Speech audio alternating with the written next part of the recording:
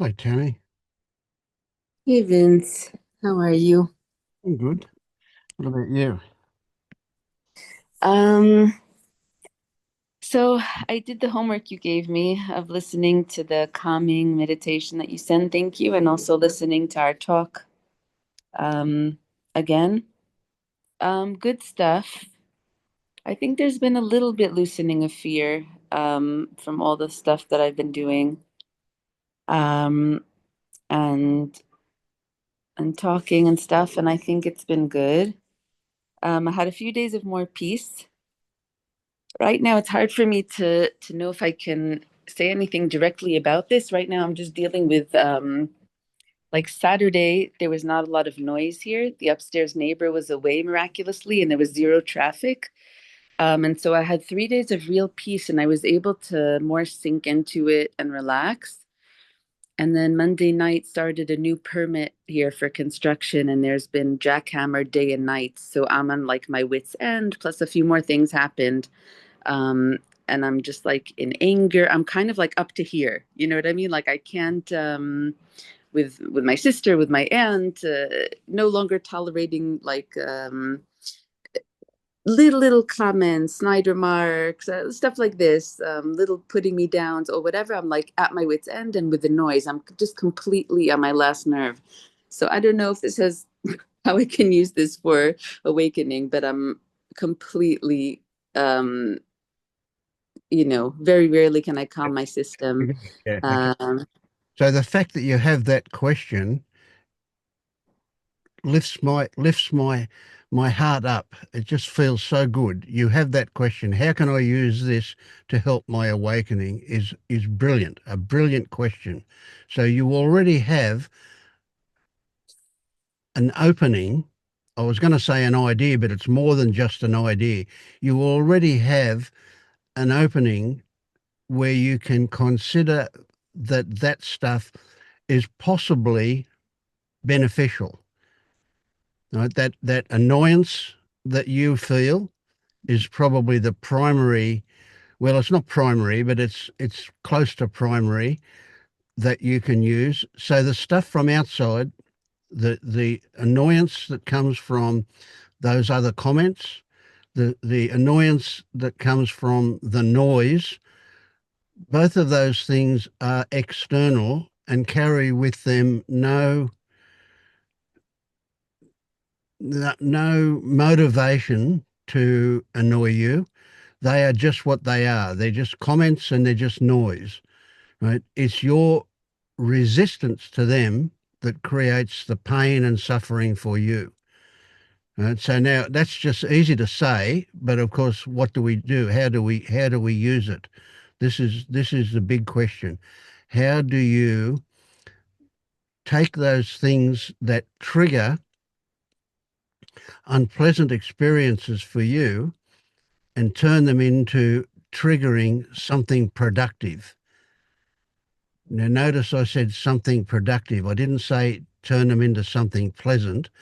That may not happen, although they may soon lose their unpleasantness, but I doubt whether they're ever going to become pleasant. But what will be pleasant will be the recognition that you are getting some value from what they're offering, what they're trying to trigger in you, or what you are triggering in you, which is the resistance to them.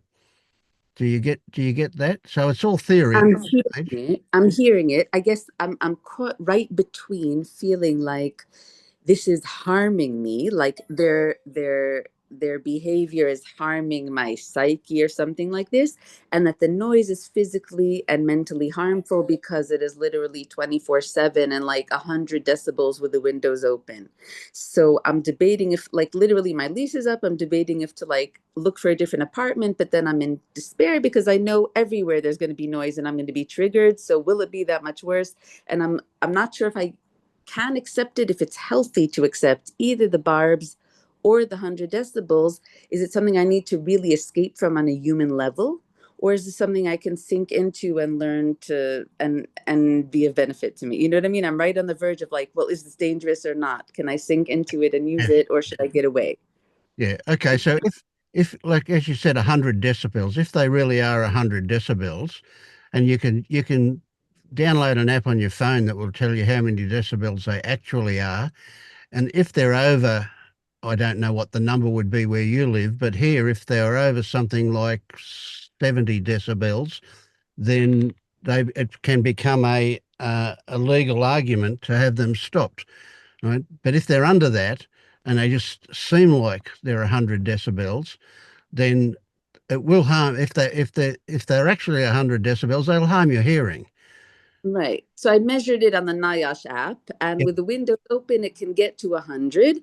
Right. But legally, I just checked it last night at 3 a.m. Legally, it has to be with windows closed around 40 average. And it's kind of 40 to 45 average with windows closed at 3 a.m. So Okay. So we're talking about annoyance, not physical harm. it actually reaches peaks of 70 to 100 with depending if windows closed or Yeah. open. Okay. Yeah. So what about the story about people who live next to a railway line, and if you go visit them and the train goes past and the whole place shakes and the noise is really loud, and you say to those people, "How can you live here?" And they say, "You know what? I don't hear it anymore." Mm-hmm. Can you get that there? That's a real story. Mm-hmm. So what happens is that they accept that this is the case, that this noise and these vibrations happen. And then what happens is it turns the brain off from reacting to them. Mm-hmm. Whereas you've got the opposite. You're so hypervigilant to it that your brain gets turned on when it starts, even before it gets annoying. Exactly. And when that gets turned on, of course, you get yourself into a state of stress, right? Which is where the experience of suffering happens. Yes. Now, it's one thing to talk Extreme. about this at a story level. It's another thing, how do you change it for you? How do you make it different for you? Well, the first thing you have to do is you have to sit down and you have to make a decision. Are you going to move or are you not going to move? And you make that decision. Well, it won't be, that your mind is making that decision, but your brain will make that decision based on all of the conditions involved. And if you say, well, I'm going to move, then you do things about moving. If you say, I'm not going to move, then you do things about changing your attitude towards what's going on. So the first thing you need to do is take on that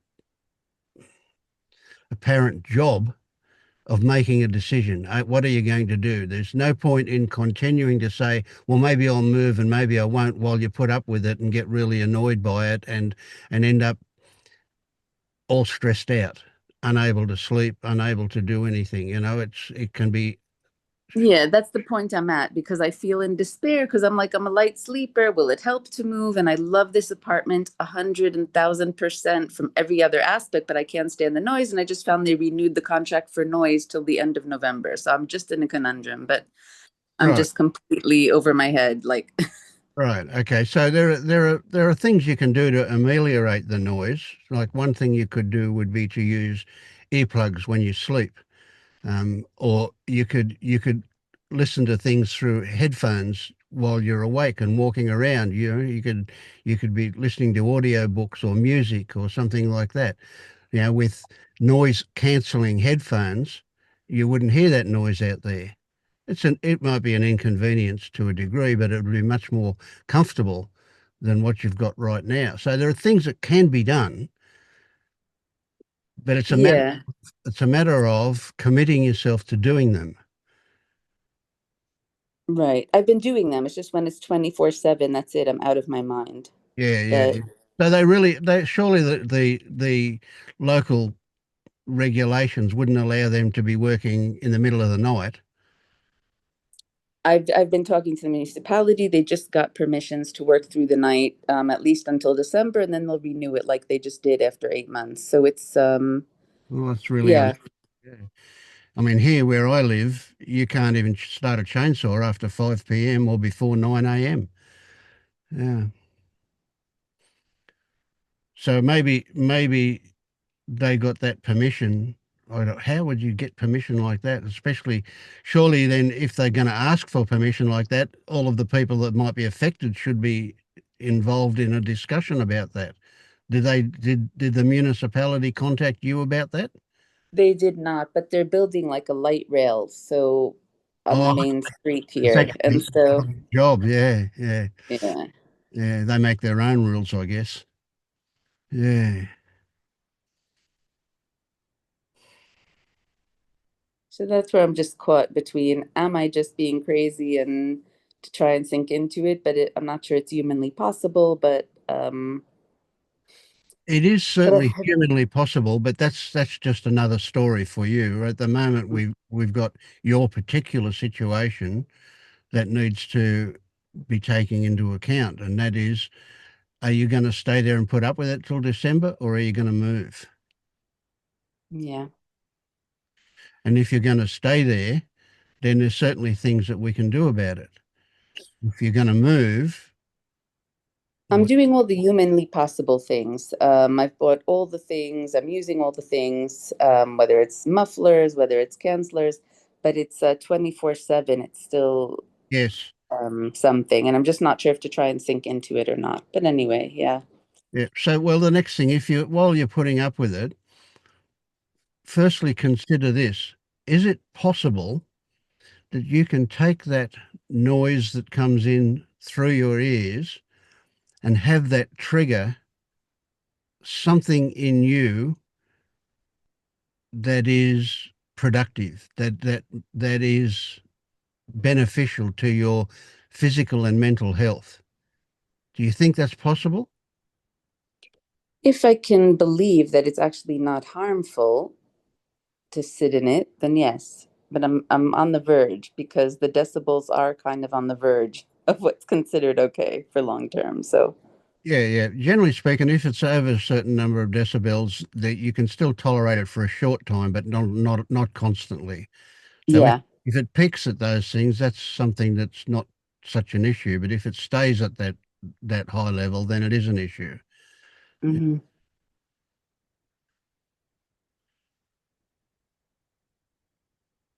Yeah, it's definitely over. At 3 a.m., it was like the average was 45 or something. And they say that 40 is the limit of what's okay, especially at night. So it was averaging 45, peaking at 100 with window open and 67 with window closed.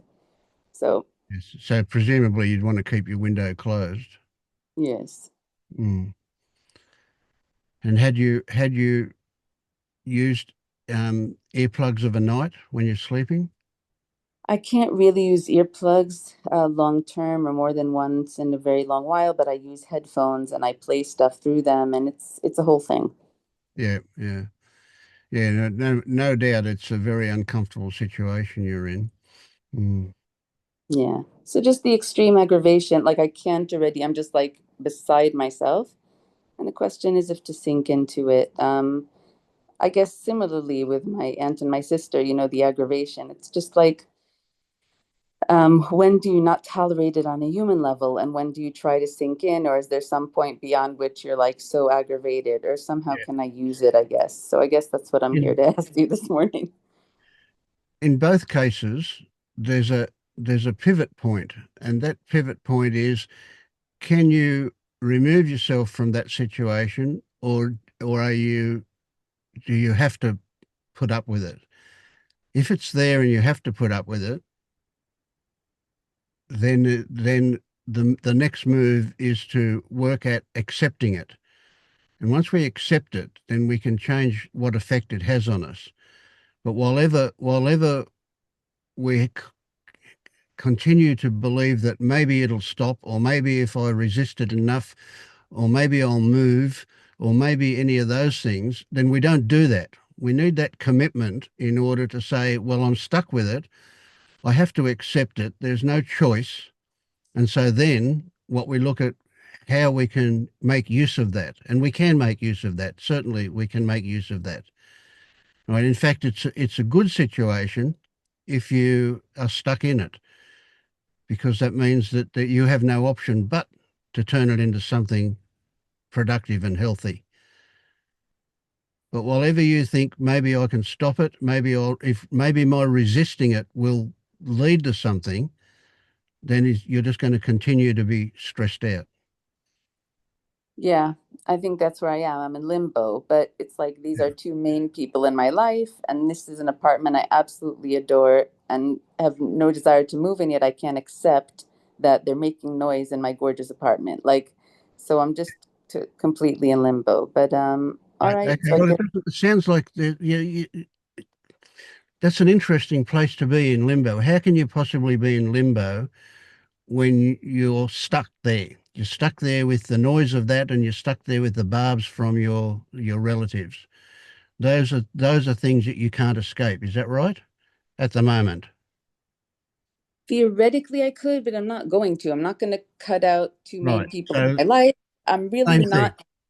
I don't think I'm going to move, but maybe I should. Like, I'm really stuck in limbo. I really don't want to cut any of this out of my life, but I also can't Right. accept that it's so Okay. harmful. Yeah. So let's accept that we're not going to move and we're not going to cut it out of our life.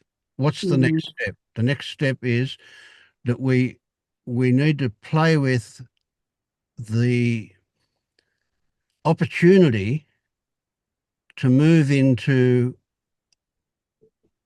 an emotional acceptance of what's going on. Now, when I say emotional acceptance, I mean an acceptance not in a mental way, but in an emotional way. Right now, you could imagine that okay, there's acceptance that's really not acceptance. It's called resignation. It's like a victim resignation. I'm stuck here. I can't do anything about it. Boo hoo is me, kind of thing. That's resignation. But even that can be good because it can lead to a willing acceptance. Now, I know you can't imagine that straight off, but that's something that we could work towards, a willing acceptance and even an inviting acceptance. And why would we do that? Because when that happens, our relationship to what's going on and our relationship to ourself changes. Now, that's a big thing. That's a huge thing. And of course, it's only a story as I say it, but recognize the possibility of that happening. Can you imagine that if you were totally accepting of this stuff that was going on, that all of the stress in your body would not be coming from you resisting it?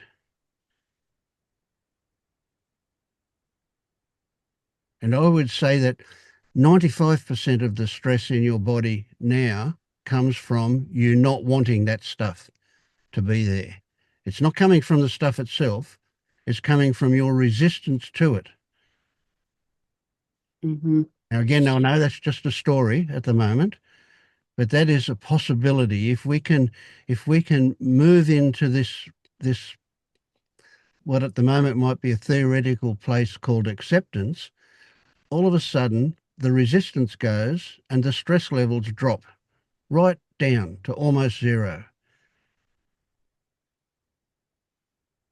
Can you imagine that as a possibility? Um, sorry, that brought me to tears because I just feel it in my body. As you're talking, it's starting to relax and then it rises up like a huge tide of like, no, no, I can't accept it. But Yes, these are two perfect. of the main Yes, troubles in my life that I can't stand people's rude yes, behaviors yes. and I Yes. can't stand noise and it stops me from living. Like I Okay, can't go anywhere. And my story is I'm a very sensitive person. I can't okay. stand these Stop. things. I need to protect myself. And if I could actually sink into acceptance of this stuff, my life would be completely transformed. I don't really fully believe it. I still believe I'm a Hang on. delicate flower and this Tammy, harms me and I need to avoid it. But on the other hand, that would be amazing. Tammy, you just started to experience it, and then you had this brilliant experience where what rose up like a tide was your resistance. And can you see how as soon as that resistance turned up, all of the stories about it turned up, and all of a sudden you're back in a stressed out state. Yeah. Right. So here's the thing. This is a tricky one. Here's the thing. You started to relax and feel what I was talking about, and then along came your resistance and said, no, no. And away you went right up into that terrible place with all the stress and all of the stories that kept that stress alive. Do you get that? Did you see the stories? I tried to I, interrupt the stories, but you weren't hearing me trying to interrupt the stories because you were lost in them. You just had to say them all again, and I knew what they were because you've already told me, but you had to say them again for yourself, not for me. You had to say them to keep them alive. Right? yeah. So what I'm saying is you just had amazing, wonderful experience where you saw yourself starting to relax. And then something happened, and all of a sudden the resistance came up like a tidal wave, whoosh, and carried you off into that terrible place where you're stressed out and about to have a mental breakdown because of all of this horrible shit that's going on in your life. And you told yourself all about that horrible shit and kept the stress levels really, really high. Yes. And Now, this is what I've been, I'm yeah. not saying that's wrong. I'm not judging it. What I'm saying is recognize the experience that happened for you, and that opens up that possibility. It edges the possibility a little bit closer to a probability, just a little bit. The probability that if you learn what acceptance feels like, your life will change. Right. And the two last stories are, well, as you're speaking now, the jackhammer is quiet, and that's why it's possible for me. And if it was going, it wouldn't be possible. And the last story is that it's dangerous, and I shouldn't sink into this because it's gonna harm me if I learn to just, you know, take these things. That it's somehow I'm protecting, like the anger is rising to protect me and get me out of harmful situations. And that's the last thing that I'm is holding me back from, you know. Yeah. Yeah. Yeah. Okay. I think you probably it would be good value for you to speak to some expert about what the actual danger might be. Right. I as I understand it, the noise level isn't going to hurt your hearing unless it's consistently over a certain decibel level. So if it fluctuates between 40 and 70, it's probably not going to hurt you at 40. And the closer you get to 70, the more likely it is to hurt you. But it depends on how long or how consistent it is at that level. So if it's always up and down, up and down, up and down, it probably won't.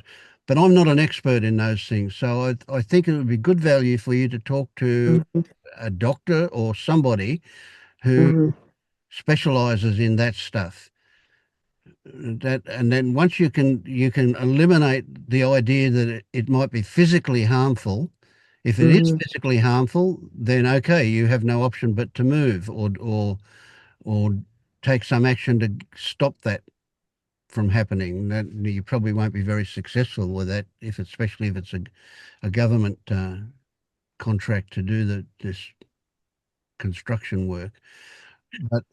And I would imagine that that expert may well put your mind to rest about what the harmful physical aspects of it will be. So Mm-hmm. can we make that something that you do soon rather than Yes. don't put it off, but do soon. Consult. I mean, you might even start with consulting Google.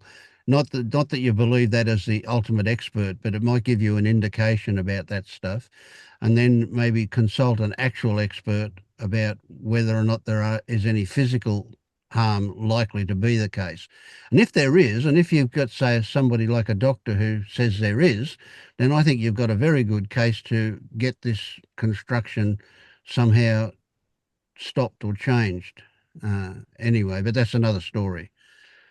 But Mm-hmm. I would expect that you'll find that it's not going to be physically harmful as long as you keep your windows shut and you rest your ears significantly each day. Use noise cancelling headphones or whatever, and have a good rest from them.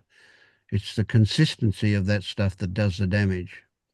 Yeah, I checked with Google last night and it's just over the limits. In other words, they say under 40 is okay, but it's been like 45, the average. Well, the difference between 40 and 45 is not really noticeable.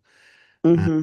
so I would, but of course, if it gets 45 to 50, then it climbs up. Mm-hmm. Um, so I wouldn't be concerned about a couple of decibels here or there. As I Mm-hmm. understand it, if it's consistently above, say, 70, that's when you can expect it to start damaging your ears.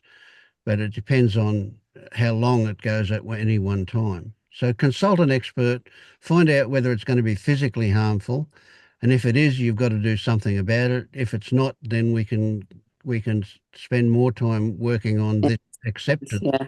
stuff. But don't lose that experience you had. That was a brilliant experience where you just started to loosen up and relax into this, whatever your experience was, and then along came resistance, and that carried you away. That's an amazing experience that you had that we will definitely build upon if we go down that road of acceptance. Mm-hmm. And with my relatives also to try and sink into Same thing, that. yes. So let's put it this way. This is another story, but it's a brilliant story, and that is that we all see the world according to our own filters, every one of us, right? So another person's opinion of me is none of my business. Yet at the same time, if somebody says certain things to me, I'm going to react. But that reaction is nothing to do with what they're actually saying. That reaction has got to do with me defending this imaginary self. Yes, if it's an unpleasant reaction. Mm-hmm. Right? So that's something we can work on, and eventually we'll come to thank those people for helping us get free of this delusionary self that runs the show or that we think runs the show. But the only thing I can say to you at this stage, without actually working on it a bit more intensively, is that you do not need to take what they say personally. That's their opinion, and you can't shape their opinion. So let them say whatever they want to say and let it run off like a water off a duck's back. So I guess in both Easily cases, said, not like, so easily done, but right. there's another And in both, possibility for you. yeah, and in both of these things, the thought is it's somehow harming me. In other words, on an emotional level, on a mental level, on a psychic, like Yeah. somehow it's All of harming what the person, all of even that if is it's, what you're doing to yourself. They're not mm-hmm, doing it. No matter what they say, they're not causing that to happen in your body. It's your reaction to what they say that causes that in your body. mm-hmm. So forget about getting away from them. Just work on full acceptance of no matter what anyone says or does. Yeah. Yeah, they're not talking about you. They're only talking about their opinion of you. And their opinion of you is shaped by their own experience. So what's it got to do with you? Not much. So there's no point at which we say a human experience can be damaging to the person. We say just sink into acceptance. Yes. And we're not actually accepting what they say. We're not accepting the content of what they're saying. What we're accepting is the fact that they're saying something. And if they were saying something that we couldn't understand or in a different language, for example, that we don't know, it should have the same effect, right? Although even then, the way they say it can have carry a certain message as well. Now, once again, if we're mm, um, I don't know how to say this one. If we're stable within our own experience, that doesn't affect us. It's when we have instability that we tend to get rocked by stuff that comes in from the outside. So again, that's stuff that can change and stuff that will change if you're working on it. A So smile. how can I work on Yeah. it for this week? Sorry. How can I work on it for this week? What would my homework be? Your homework would be to notice the sensations that occur in your body when something from outside happens and we take it in, right? So whether we're taking in what they're saying, how they're saying it, what that noise is, the quality of that noise, it can be, like a jackhammer can be really jarring kind of noise. Whatever comes in from the outside, what we want to do is notice the sensations in the body that come up as a result of that. And simply noticing them is the whole job at this stage. Just to notice them, to be really clear about what effect those things have on the body. And the only involvement of the mind is to describe what your body is feeling, not to put any meaning on it, not to judge it, not to have an opinion, just to describe what the sensations are and how they change as a result of that experience. Yeah, That's it's what I'm amazing giving you. because Yeah. it carries me into hell immediately. Like I'm just No, no, it the doesn't carry you. comes Let's up and explain yeah. that. It does not carry you into hell. You take yourself into hell. It's just what triggers you to do that. So how do I not do that? Because I am just Ah, burning up. well, that's the $64 question, isn't it? The Hmm. the 64,000 or $1 million question, right? How do you do that?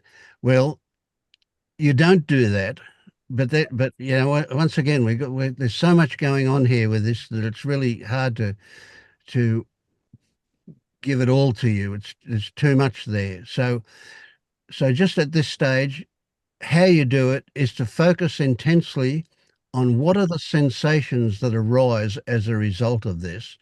Where are they in the body? What do they feel like? Right? And don't put meaning on them. Just try to describe them.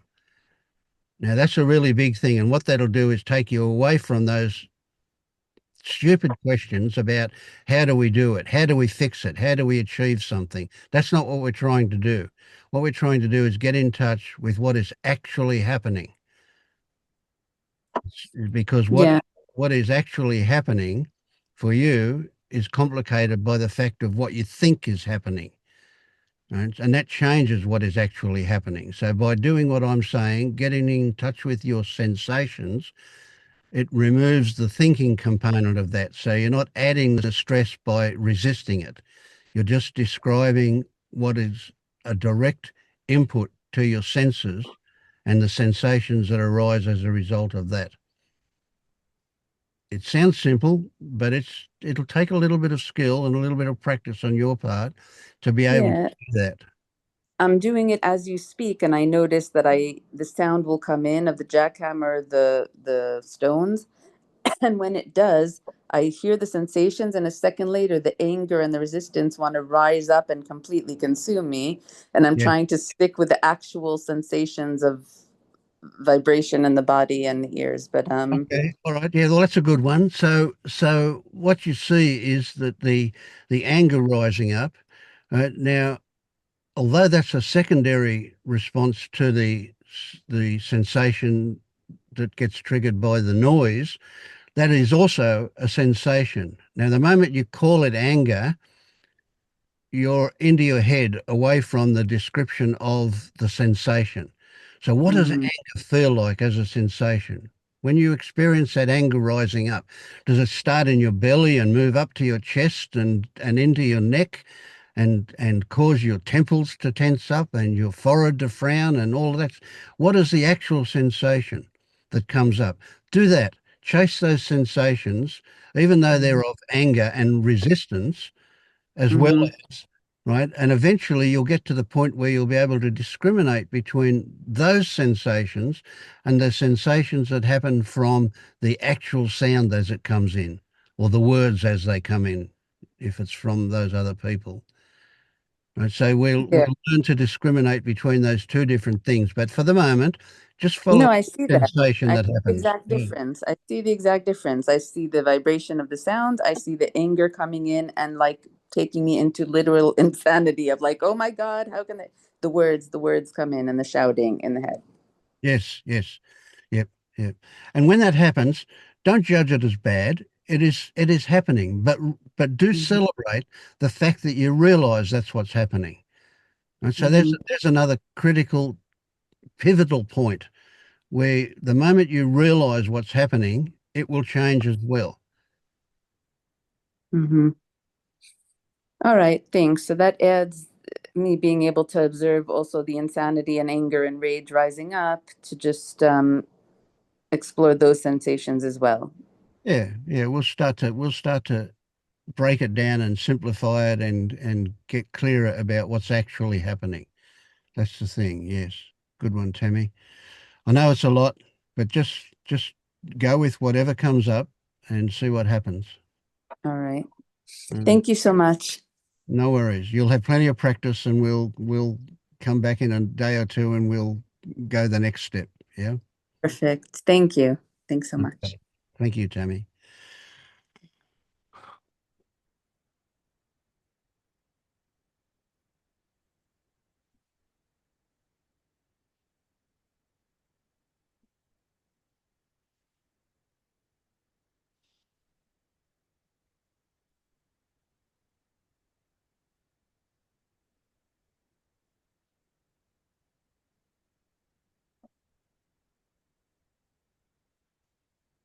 Mm.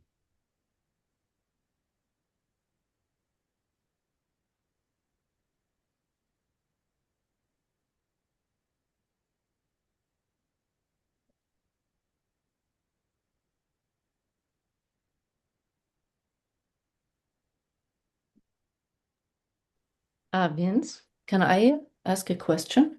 Yes, of course, Lenny. Yeah. Um, so that's more like a little bit of how you perceive things. So in your day-to-day life, when thoughts arise, and I mean, you're to a point where you kind of probably totally have disidentified. So that's actually my question. Is that like 100% of the time that every thought that is coming in that you're not actually really, in a sense, like believing or listening to? Because, like, right now, oh, wait, it's so loud. Sorry. So, because right now I'm really, kind of in this constant observing, but very often, always, I feel like I'm so behind. I always feel like only after the thought is thought and already believed, I feel like, ah, okay, well, that was the story that was being caught up. So I just want. You're muted again. You're muted. Was I muted the entire time? No, no, just for a Okay. moment there. You must have bumped it Oh, or something. Yeah. okay. Yeah, no, Yeah. I get So, the question. Okay, yeah. Um, no, definitely not. Now, I don't know what you call identification, but mhm, certainly thoughts turn up and say things, and I respond to those thoughts, but in a different way to the way I used to. Right. So I can still get triggered. I can still get angry about things. That still happens. mhm, Usually, if I get angry, I would recognize that I got angry pretty quickly. Even within seconds, probably I would recognize that I'm angry, and then that would change that a little bit.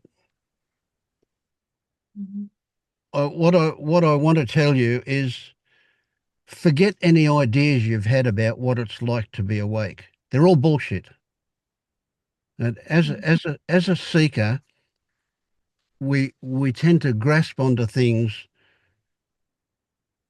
that suit us, things that we depending on what's going on in our life, we'll look for relief from that in this imaginary place we call awakening. And so everybody's going to have a different experience and everybody's going to have different expectations about what it's like to be awake. My expectations, well, I don't have expectations anymore. My recognition of what it is that it's not much different to what you go through, except that I don't add to it. Do you get Panilla's view of putting post-it notes on reality? Have you heard that one? Do you get that one? Yeah, well, you do that a lot, and I don't. That's really the difference. But it still does happen. Sometimes it still happens for a moment, and the moment that post-it note gets stuck on reality, usually I'll see it, and then I can rip it off again. But it still does happen. Mm-hmm. Yeah, that was the question, like if that's still happening. Because like I don't know. Yeah, again, like I feel like I recognize also the labels, but only always after I've shortly read them and been in them. So Yeah, it's never that I'm like immediately seeing like, post it. It's always just like delayed. yeah. And the difference between you and me is, and I'm imagining how it is for you, I don't really know, but I'm imagining that when you see it there, you go, that shouldn't be there, and you take it off. Whereas I go, oh, isn't that interesting that that happened? And I'll take it off. That depends on the mood somehow. Because like if I wake up with a heavy feeling, then more. But I think like also, I mean, you know, you have seen a little bit of me now, and I had like a rough patch, which seems to be, let's say, for the moment, a little bit lighter. So I think there was, I don't know, a lot of accepting of feelings. So like since a few days is not that heavy anymore, which doesn't mean it cannot come back. And Mm. in a sense, even I I will hate myself maybe when I said that, but like in a sense, I even wanted to come back because right now it just feels like some emotions just felt out and are like being felt so much that they're gone. So it was not really, let's say, a recognizing of the pattern. It's just like it's gone by itself. And in a sense, it would be nice at some point, you know, to have like a heavy contraction again. Just notice it, It will happen. welcome, Don't you worry about that. like It'll say it's happen. okay. Yeah. Just yeah. I Now, mean listen, maybe sorry.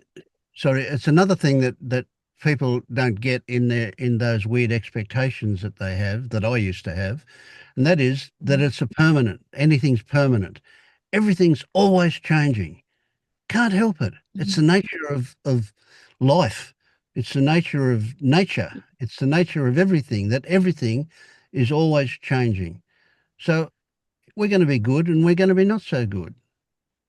Things are always Mhm. going to fluctuate in and out, up and down, never stops. Yeah. No, I mean, and I get that, and I think I make lately a lot of peace with that, and even also a lot of peace with all the weird stuff that my Yep, yep. mind was and still is doing, and it's right Oh, now more of a curiosity.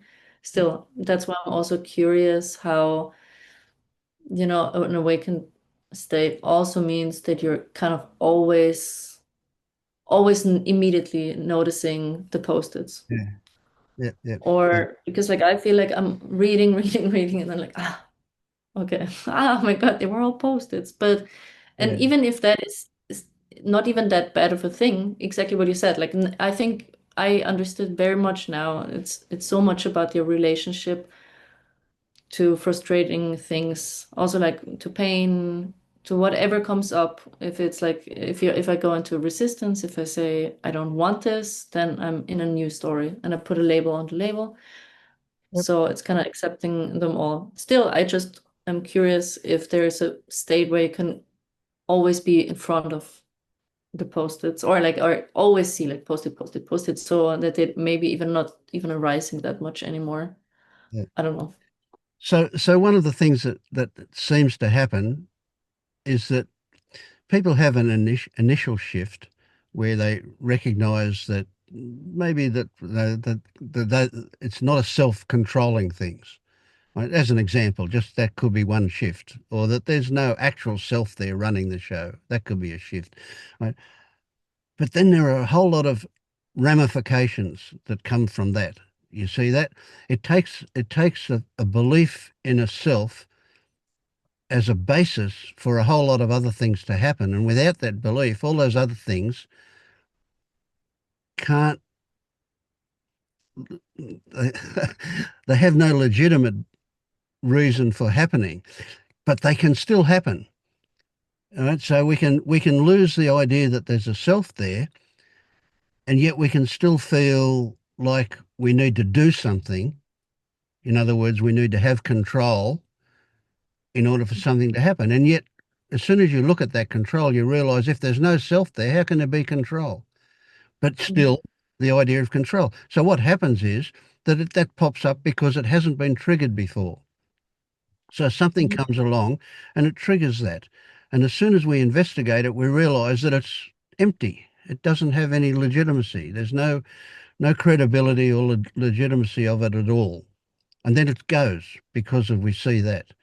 And so what's going to happen is when that first shift happens, it takes a while for enough things to get triggered for some kind of consistency to occur in your life. In the beginning, the old conditioning will keep trying to come back, even though Mhm. it has no credibility, but it will come back until we look at it. So in the beginning, you're going to be very busy looking at all of these things that pop up, and they will. They'll keep popping up.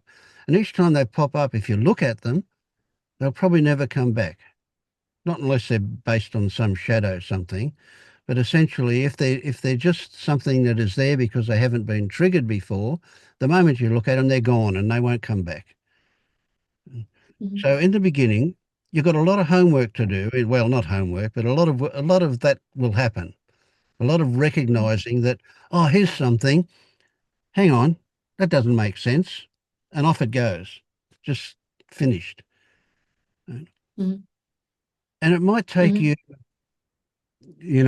don't hold me to this, but it might take you 2 years until things Mhm. slow down to the point where you can say, oh, what a relief. Right? Mhm. Before that, every time one of these things comes up, guess what? You have doubt. Oh, hang on, does that mean I'm not awake? Right? But after 2 years, somebody says, are you awake? And you say, what the hell are you talking about? That's a load of rubbish. There is no such place as awake. And I mean, it's not Yeah. just a story. There really isn't any such place. Mhm. It's just an idea we have as a seeker that there is such a Mhm. thing. So what you're looking for is Shangri-La. It doesn't exist. Yeah, I mean, that is the one cool thing that happened with this. I don't know if that even, yeah, if that was a shift or not. I mean, for me, it did feel like, but yeah, it's somehow, at least I don't feel like I need to reach anything anymore. Yeah, I don't feel good. like I need to go anywhere anymore. Right now, it's just like, in a sense, also, like, I mean, if only on the days when there's like excruciating pain, because then if this pain, like, it's still sometimes hard to Sure. to totally be in acceptance of that. I try, but No, then you that's always have right. to do it That's again and right. again and again. But that at Yeah, least I when you, know I'm when you, not. I don't feel like I'm searching anymore. I don't. good. That is So when that really pain turns up, do you recognize it as an opportunity? what? Excuse me? When that pain, that terrible pain turns up that you feel, do you Mm-hmm. recognize that I as have an to know. opportunity? Eh? Yeah, yeah, yeah, yeah, all of them now. And I mean, let's say I'm just sometimes happy if the pain is not like so hard, so that it feels like I don't have to learn swimming, in a Yeah, in a stormy ocean if I can learn swimming, in a normal swimming pool. yeah, yeah, yeah. Um, But yeah, I mean, they're all entry points in the moment. I know, Yeah.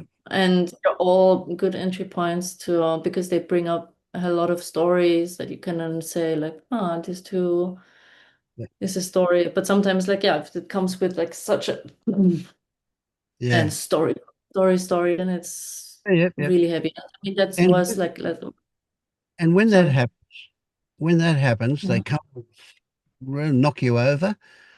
Eventually, whether it's seconds or minutes or hours or even days, you will recognize that that bowled you over and you got lost in it. And that moment of recognition is where the juice is for you. That moment that you recognize that you were lost changes the brain. And that's where you will decondition from that kind of thing. It's Mm. not in the push itself. It's not in what comes out of nowhere. It's what that triggers in you. And what that triggers in you will always end. And the moment it does, the moment you recognize that it's there, that's the ending. That's when it will change. So you're in a great place. You just need to relax and enjoy it. No, actually, to be honest, the last few days were very enjoyable, and I actually even had a lot of fun with it all. Yeah. Also, yeah, to again, like I mean, let's say in this fun, the one thing it's more like this curiosity, like is it even Yeah. possible to be before the notes or the labels or not? But that is the one. I mean, but it's also like it's more of a no. It's now it's a game phase, and also like yesterday I did a Quan. I think I solved it because how I mean with Quants I feel like the solving part is more like is feelings or a direct experience which was triggered by Absolutely. it, Yeah. which was a feeling of freedom. I think that's With what it koans, pointed it's to. always the intent of any koan is to shut down the mind. Exactly. And when that And not happens, thinking yep, about it. that's it. Yeah. Yeah, perfect. Yeah. So that was nice. So like yeah, I'm celebrating the good days because I'm pretty sure there's I mean, and I also yesterday I discovered a new shadow, but also in a sense of like, ah, okay. There's the next one. Ah, okay. There's shame. Here you go. Yeah, Feel it. absolutely beautiful. Yeah, Don't mind it. And and now recognize. I think I'll try to make a game out of it. Yeah, well, it is a game. It is. It is. Yeah, I mean, and maybe I recognize can ask you feel about this, good. if this game would work or if that's a valuable one. Because I think I noticed another shadow is still like, I told you about like loneliness and blah blah. And there was a time where it put a lot of stress on me that I would love to have a partner again, blah blah blah, blah all this shit. So I think most of it now sitting with it enough really has had been relief. But I feel like also now when I notice I go through the streets, I still see how I am checking out men. And there was Yep. yesterday also like this realization, like, wow, there's a hell lot of time consumed and energy consumed by doing always this evaluation. When I felt like a lot of compassion for the Delaney in the story, but like, oh no, okay, this poor one actually loses a lot of time that she could use so much better. And actually, yeah. So I would like to work a little bit with this entire feather thing, where right now I would see if just for fun to see like if I see somebody coming up to not look at it and observe the push and pull to actually do it and see if there's anything inside me that actually needs to do this or like look at this point where you know yeah, yeah that wants to look to see what is that actually. So Yeah. Okay. So that's great. I love that. That's good. So you've got that excitement about discovery, and that's a big, big thing. Yes. Now, whether you look or don't look, you're going to have two different reactions, but mhm, essentially it's the same thing. So if you're looking, it's more difficult for you to appreciate what's going on inside you because you're focused on something out there. You're focused on mhm, whatever they offering you in their form. Whatever it's, whether you like the shape of the jaw or the tone of the skin Yeah. or whatever it is. It doesn't matter. You're focused out there. So it's more difficult to notice what's going on inside you, your sensations. Whereas if you Mhm. look away and notice, then you're much less distracted by what's going on out there. So you can get into what your sensations are. But recognize this: it's not about what comes up; it's about what triggers it. Trigger. Mhm. So if there is wanting, if you're wanting a relationship or wanting to be with that person, right, then it is what's triggering the wanting, what's underneath the wanting, right? And if you go back to, oh, there's loneliness. Is there still loneliness there? Is that loneliness now? Where this takes you into can get quite deep, and it can be the loneliness of the child with no friends, the loneliness of the child with parents who don't understand. It could be all sorts of things that come from before. Mhm. It's not necessary. It's very unlikely that it's fully in the present. It's going to be Yeah. stuff that it's the shadow stuff again that we've been conditioned with. And so once Yeah. again, but Take a it's while. early days for you to be intent on that. But if it happens, great. That's good stuff too. So just focus on Mhm.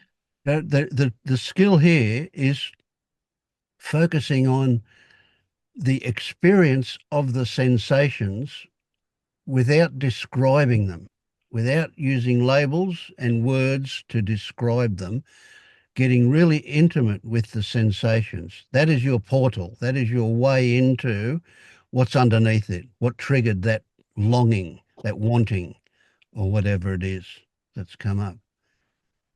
Yeah, I mean, I think for me, the big challenge with shadow work is really just that it's not getting conceptualized again. Because, like, I think, what happens very often is like if I look into a feeling and just feel it,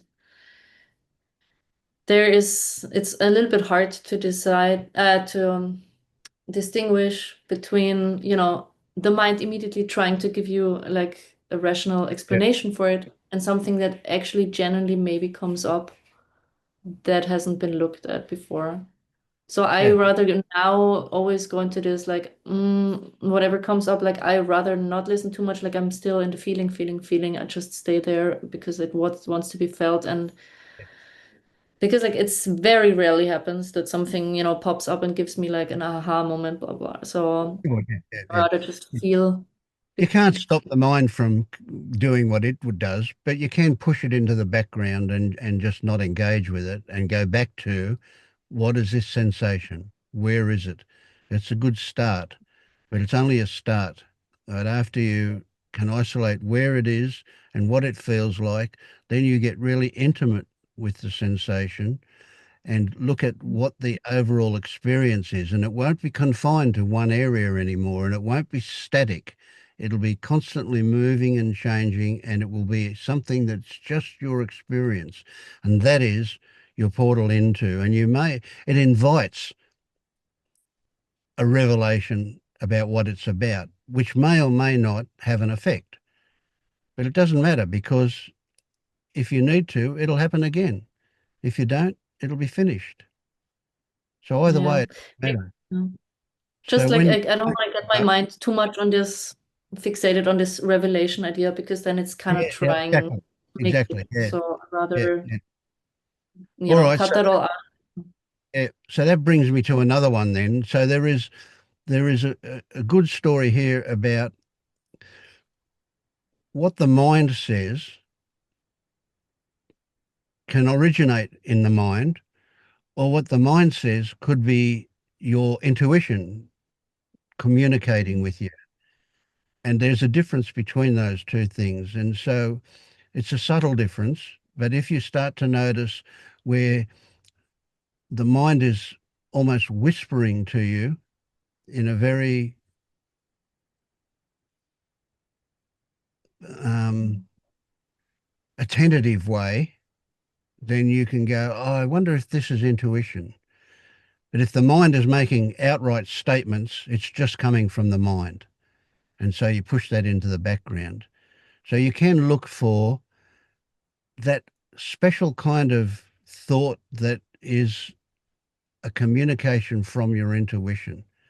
But that's a skill to be developed. It may not happen immediately for you, but just notice the possibility that there are, Yeah, okay. yeah, Because you told me about this before, and I mean, I think I was not even in this space yet for this because like there was a time of like, yeah, yeah. let's see, let's see Let's see if what I happens. can. Okay, yeah, Yeah. good. Yeah, Okay. thank you, Yeah, Lenny. that would help. Thank you. Hmm. I'm keen to hear where you are, Tamara. A new face here. I I, um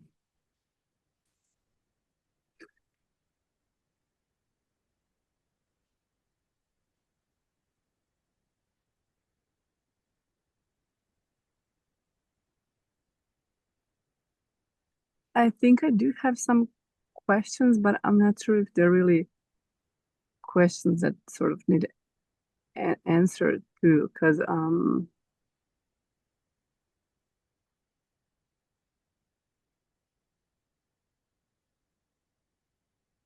in a way it's like things are revealing themselves, throughout the day and days, but then there are repeating emotions and fears, and yeah, so there's definitely quite a bit of confusion, and I think in a way I like a map, but there's no map. And things are going very non-linear, so to speak. Uh, and right now, even I'm not sure whether to go in the direction of sort of my circumstances right now, which for me are really hard, and a lot of childhood wounds coming up as I am back living with my mother and grandparents. Yeah, so that on will the other, trigger. sorry. That will trigger them for sure. Yeah. But I also feel like I'm in this almost constant, not like literally, but like daily triggering a place, and not only now, but also it's for the last, I'd say, 2 years or so, definitely a year and a half. It's like ever since I've sort of seen that, let's say, triggers are a good thing, like it's just me all the way. It's like they're everywhere all the time. Mm. um and I've been working with a therapist for the last 5 years, weekly, a somatic body therapist, and it's been hugely helpful, and it actually helped me to be able to actually feel, yeah, and sort of acknowledge, like it just needed to happen for the first time ever. And so, yeah, so I just say, okay, so I know a lot about emotion and trauma and all of that, and in a way, I'm sick of that. I'm sick of all the triggers and so-called trauma, and it's not stopping. And the last year, I have a partner who has two children, and he has 7/7 weekly schedule, and we lived together for a year. So I was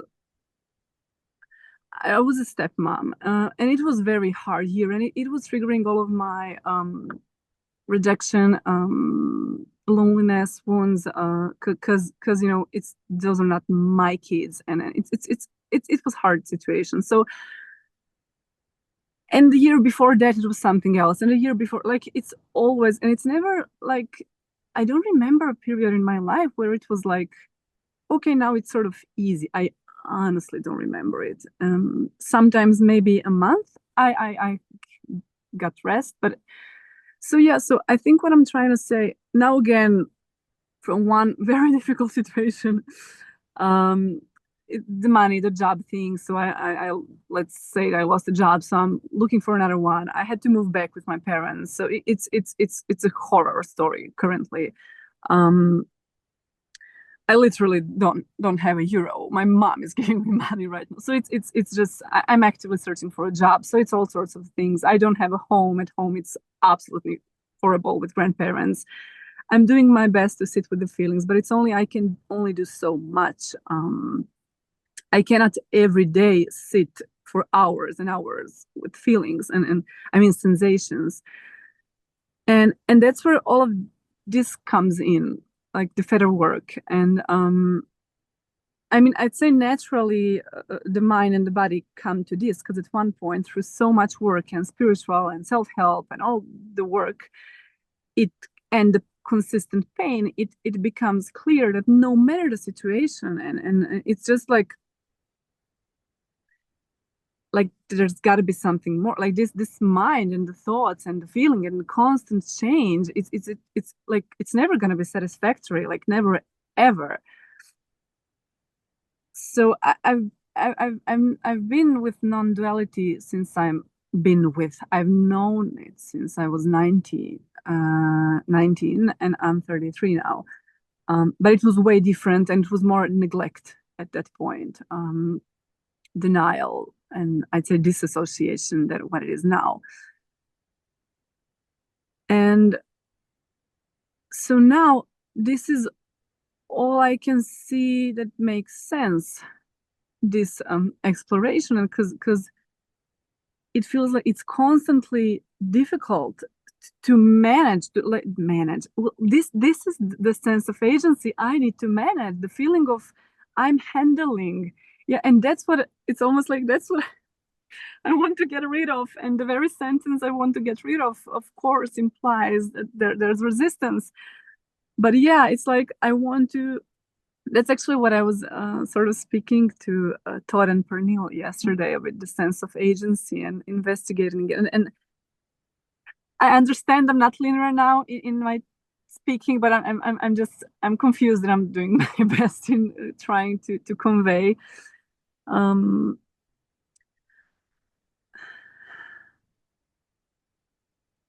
Yeah, I get it. I get it. You're fucked, aren't you? There's nothing you can do. Right?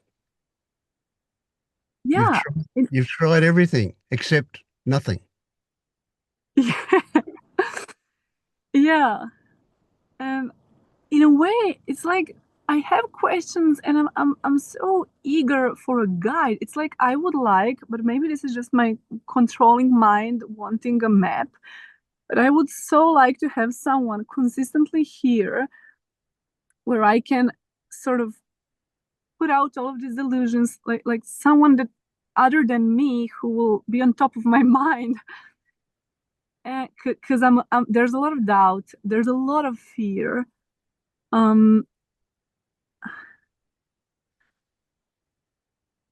I feel like there's no other way to go, yet also I feel like there's a lot of not good enough, you can't, doubt, a lot of doubt. Yeah. Yeah, and a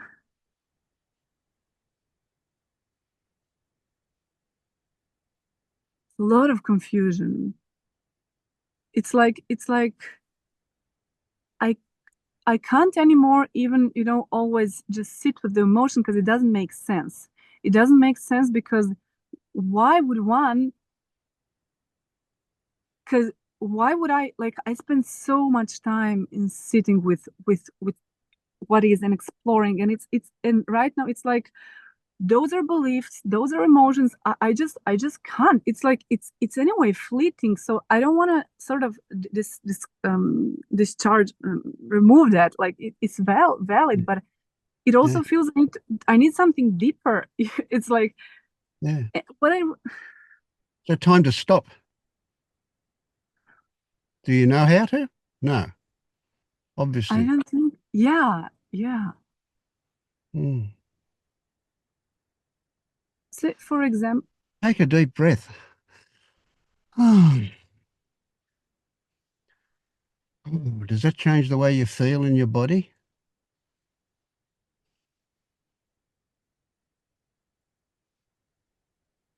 Oh, it does. I can see it does. Yeah. Oh, what a relief. That was that was that was exhausting where you were. That was wound up and absolutely exhausting.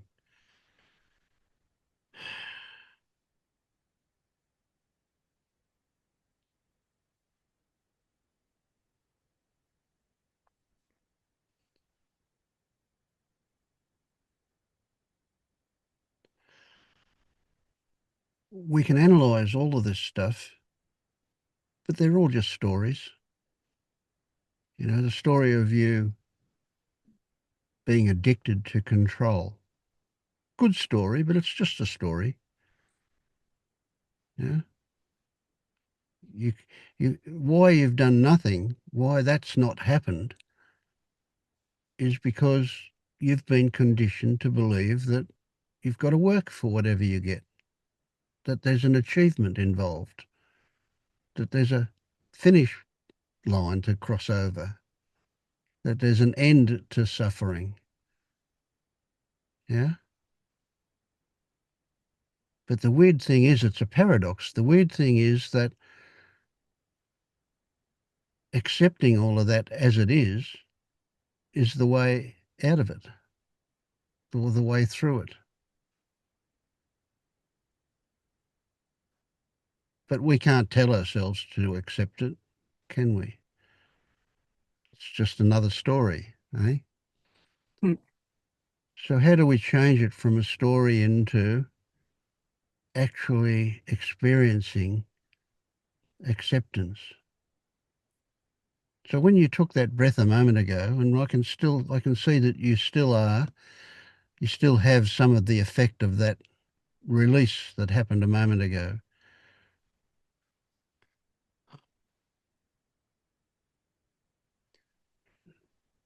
At this point, a story would be to say that you're in the now. You're not in all of the things that are wrong. You're just in this. And this feels okay.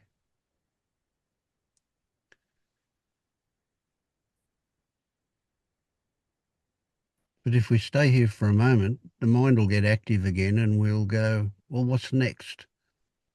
What do we need to do to make sure we stay here?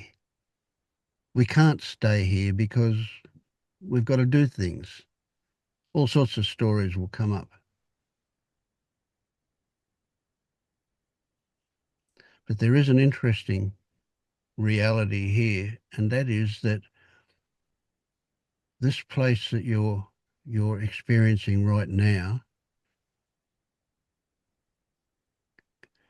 continues underneath even all of that other chaos and confusion and doubts.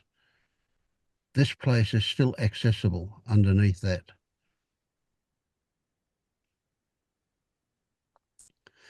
And the other things, the things that you want to escape, they're habitual.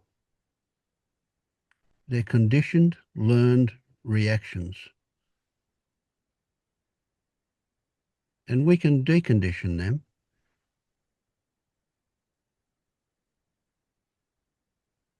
The brilliant thing is you've done all the work. You know what you need to know. You just need to implement it now. So you've got the textbook, all of your therapy, all of your non-duality for the last 14 years. That's all in the textbook. That's great. You know exactly what needs to happen.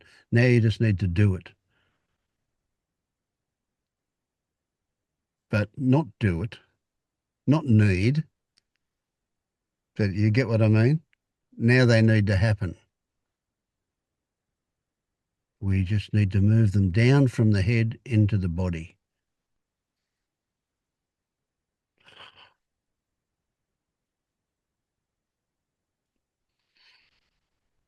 Does it feel like a relief right now?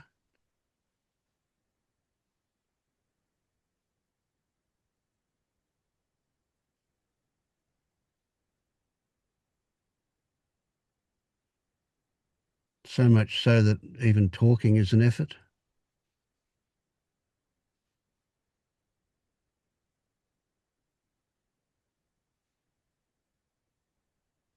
Beautiful. That's beautiful. Makes me want to cry.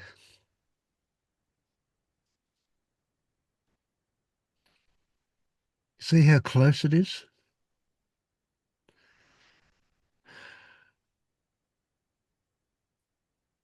But we forget about it. When that other stuff gets raging, we forget about it.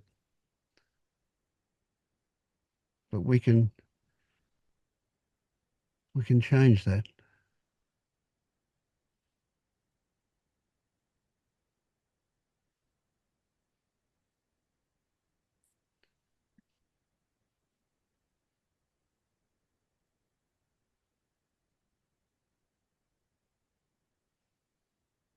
It's when I'm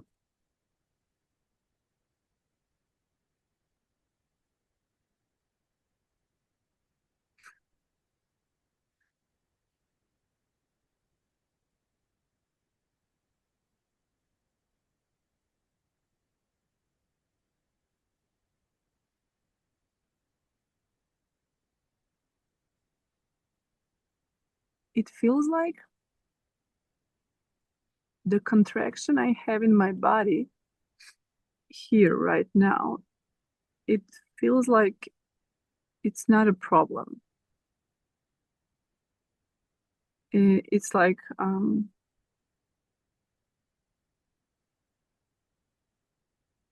it's almost like my mind wants to say it is. It's like a question is coming up, but there's a contraction.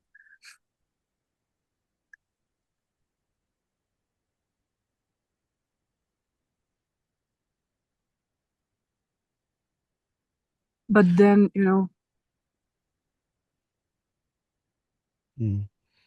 So the skill that we want to develop is for you to experience that beyond the label of contraction. Right? It has certain characteristics which will also attract a label. It's tight, it's dark, it's heavy, it's whatever. Right? But beyond that, there is just the experiencing of this, whatever it is in here, just this feeling. And it shifts and it moves and it grows and shrinks in size and it changes colour and it gets hot and it's not so hot. It gets intense and it's not so intense. And beyond that, there's an experience that we can't put words to. Can you experience it at that level?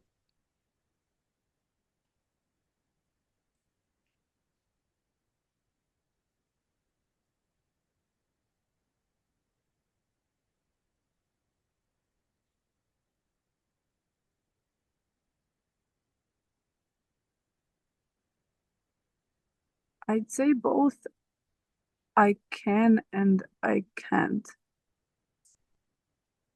Like,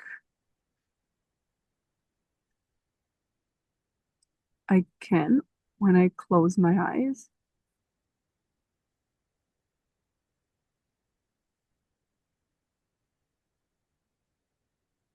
Sometimes I can't enter the body at all, like this morning, and now it is happening.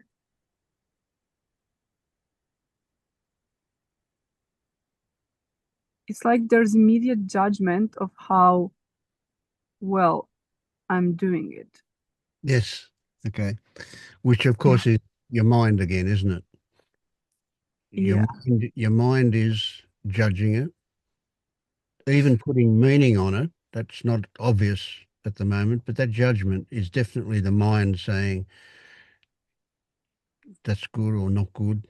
You could be doing it better. or whatever. The mind is saying that. Yeah. Yeah. At this stage, for a short time, I would say to you, every single one of your thoughts are bullshit. Not worth believing at all. Don't believe any thoughts for the moment. What your mind has been trained to do is defend the imaginary self.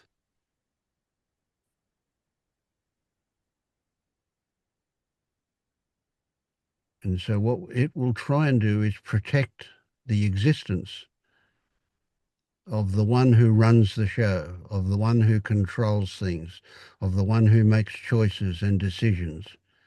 That's what the mind's job is in the beginning. That's what it's been trained to do by society.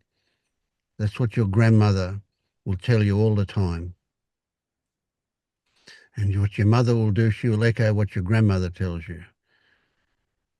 And so constantly you'll be, that's good, that's not good, that's right, that's wrong, etc. Yeah? Probably more wrong than right, but nevertheless, yeah.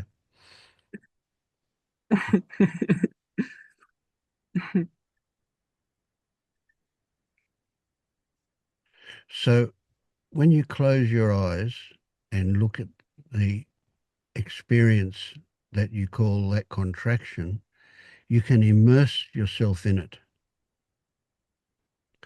And when you do that, you can experience the subtlety and the complexity of it. You know, what happens is, and I notice that often,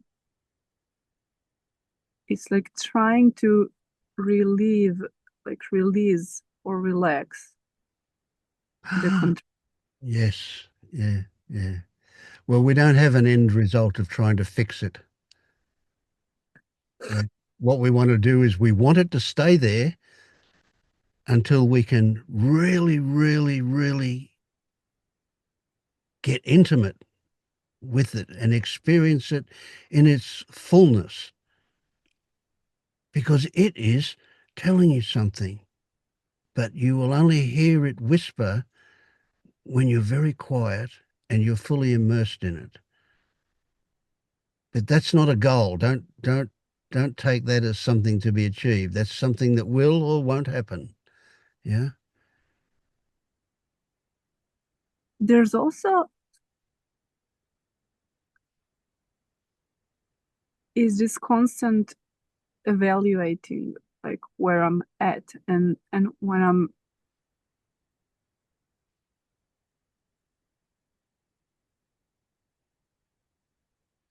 so when I go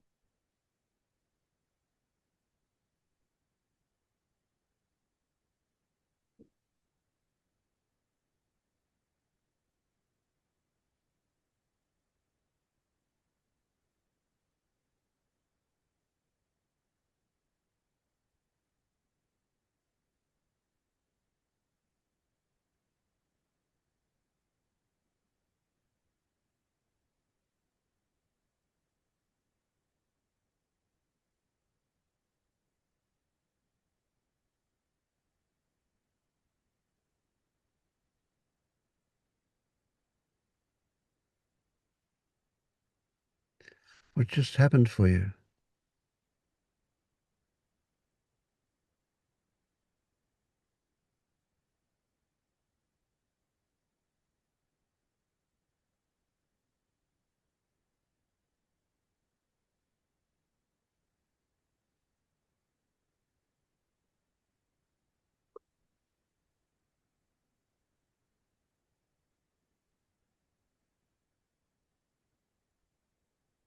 okay, I'll just say it. It's like something disappeared, but like right now it's like there's this mind, like it's not that, it's not, you're imagining, it's not like nothing happened, it's not like you're stupid, you're stupid, it's like you're imagining, you're stupid, and it's this is stupid, like you're stupid, what you're doing is stupid, you're imagining. Flick those thoughts away. They tell them, piss off, leave me alone, I'm busy. So I'm not imagining. Of course not. No, well, what's imagination? Everything's imagination, or nothing is. Take your choice.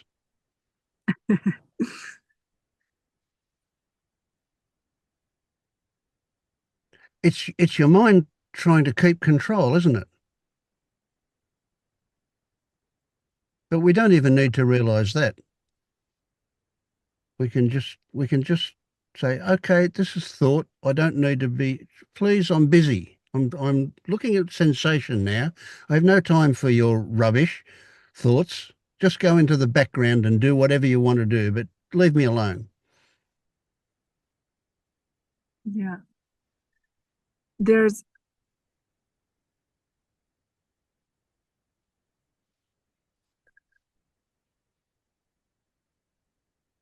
I want to.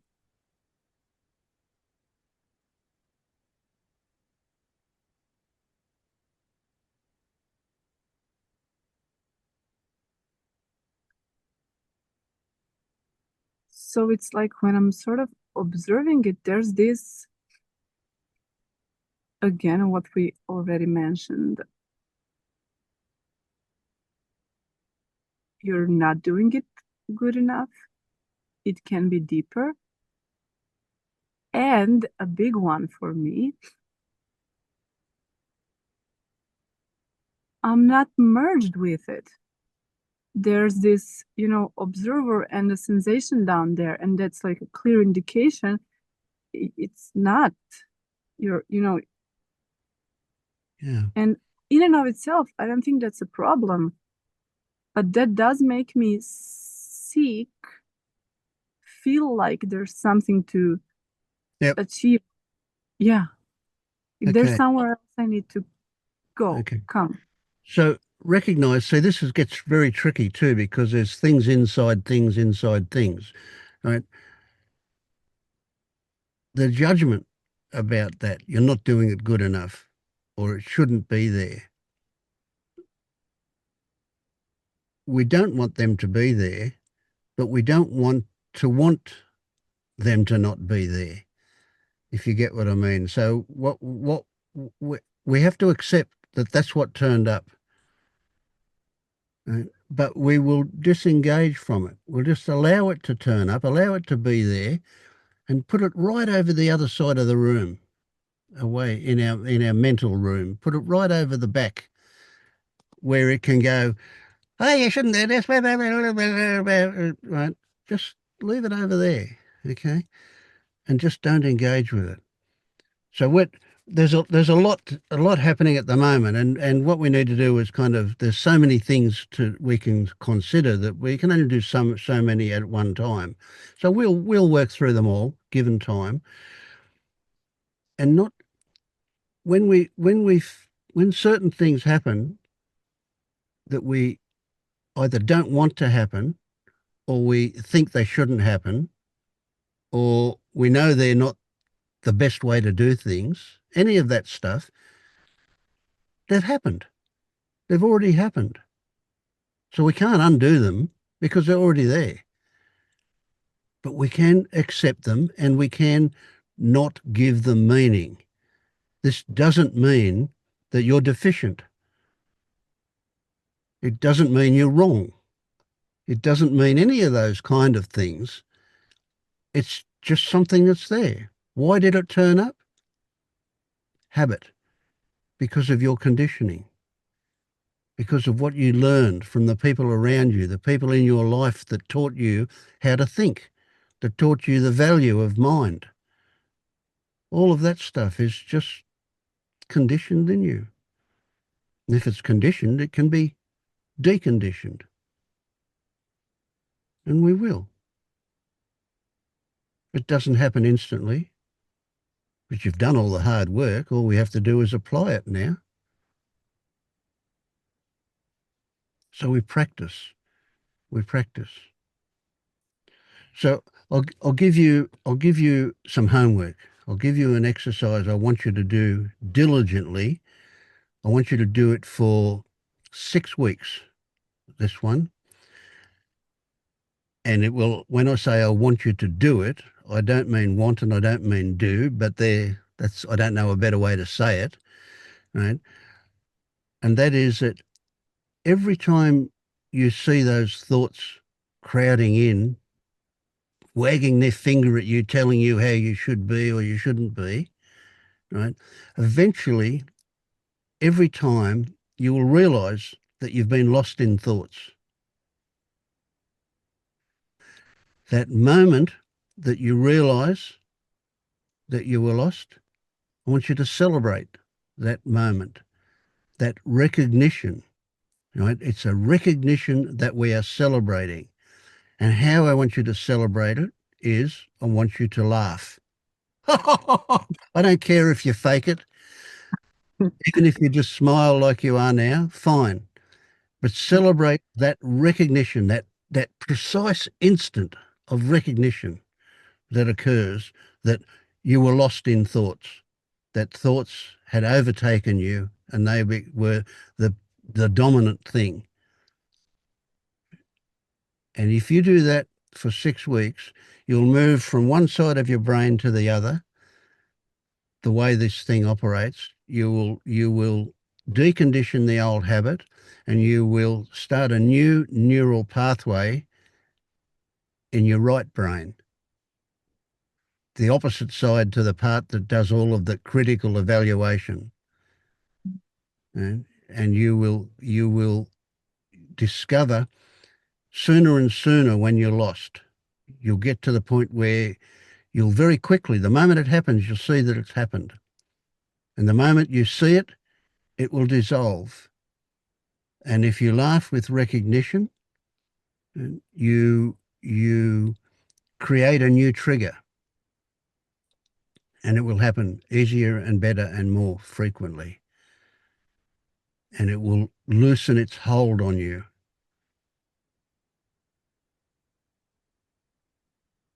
So one thing to say is that recognition is a discovery, and a discovery will change you.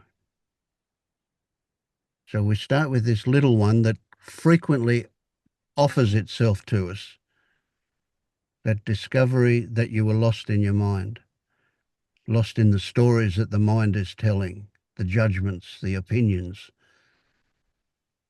And by doing that, we'll change that habit very, very quickly. So there's a job for you. And do keep coming back here. We want to wring you out and get all that stuff out of you. Yeah. Mm.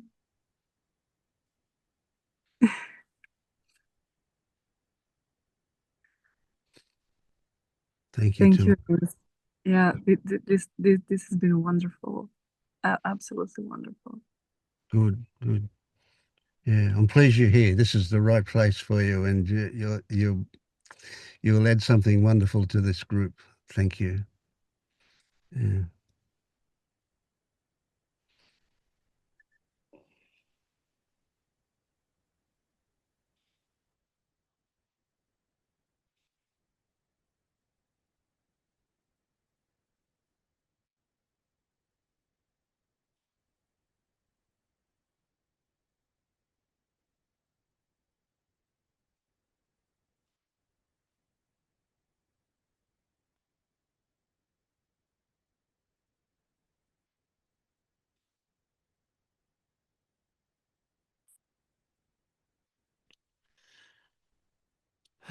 Yeah.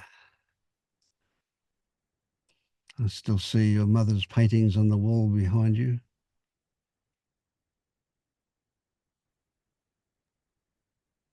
These are, all made by friends, my dad's friends. So Oh, they're somehow sentimental for the family. Excellent.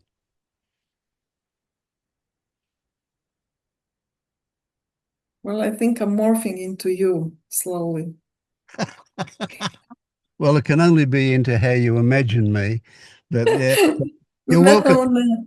There's plenty of room in here. Come on in. No, listen. Every time someone comes and says something, you will say, I have no idea. I have no idea what will come out of my mouth, but I know what will come out of your mouth. Yeah. Yeah, I say a lot of things again and again, don't I? Yeah. But that's all Yeah, right. I'm really happy with that because, I can say the same thing to you today, and in 6 months' time, the same thing will be entirely different. it's always new. It's Yeah, always new. Yeah, it's like playing a game on different levels, and yeah, I see exactly. my levels now. I have a new level with control and the self, but it's a new level now. Yeah, yeah, that's a big one. Yeah. Yeah. I'm writing a lot of little stories for Substack at the moment, and I'm doing I'm going to put them together into a book, and the forward says you can be entertained if you like, but there's value in it. But the value now will be different to the value you get when you read them again in 3 months or 6 months' time, Yeah. because they will strike at a different place. Yeah. Mm. I see now there are things that I cannot hear. I still cannot hear some things, but now there are also things that I can hear that I couldn't hear before. So yes. Yeah. I have a little problem now where I am.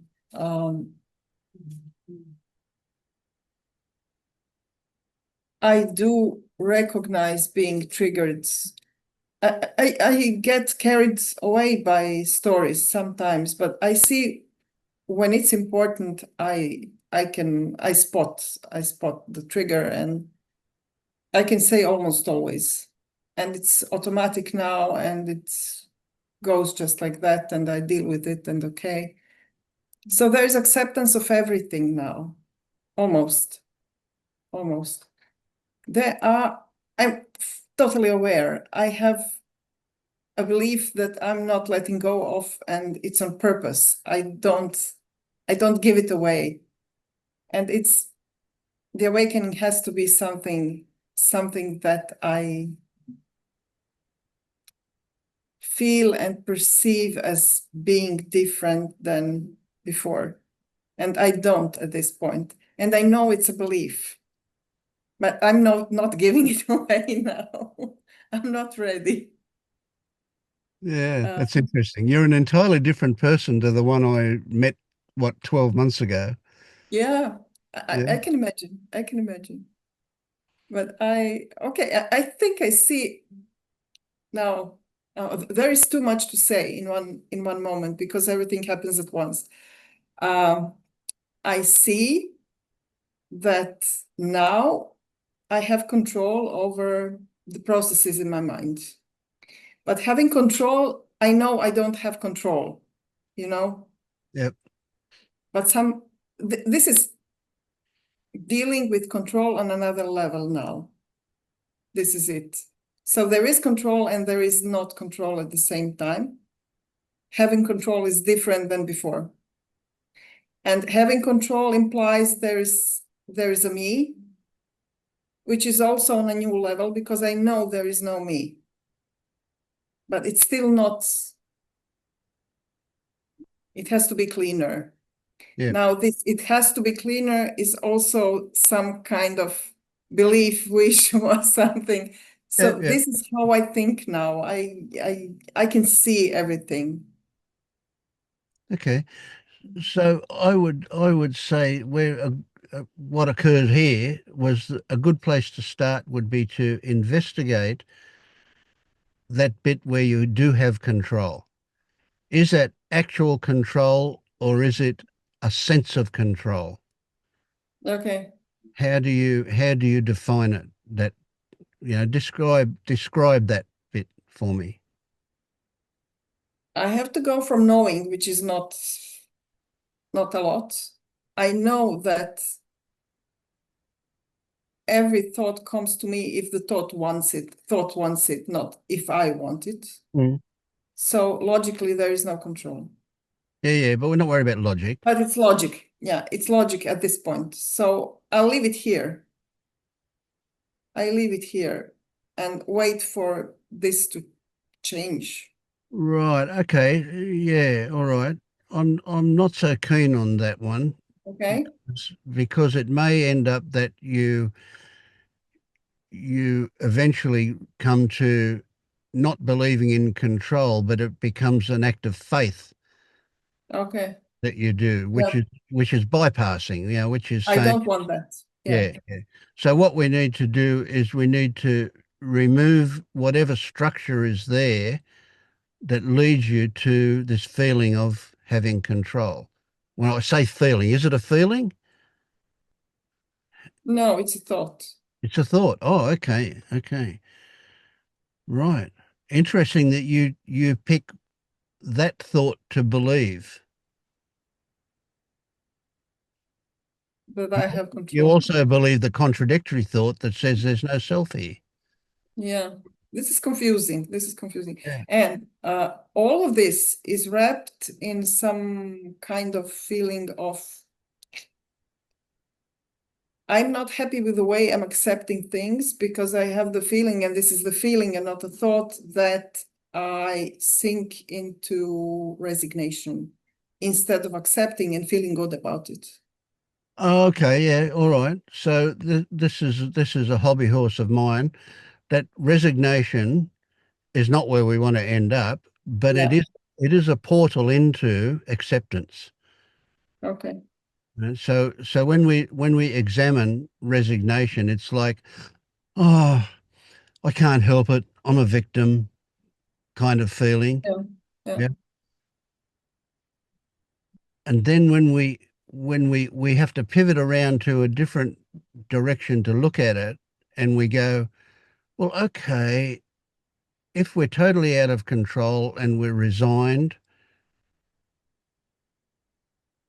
we might as well not fight it. In fact, let's go the next step. Instead of not fighting it, let's invite it. It has some sweetness about it if we invite it. But whenever we're not happy with it, it has bitterness. Yeah. So if Okay.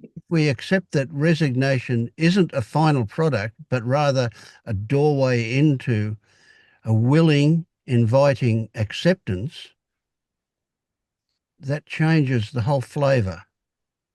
Okay. Okay. I'll try that. Yeah. I'll try this. Well, So yeah. Don't. this is what I I know see what as you a mean by problem. try it, but don't try it. But you know what I Yeah, mean. yeah, yeah. Yeah. I'll Yeah. try if it comes. Just consider if and hopefully from this conversation, consideration will arise Yeah.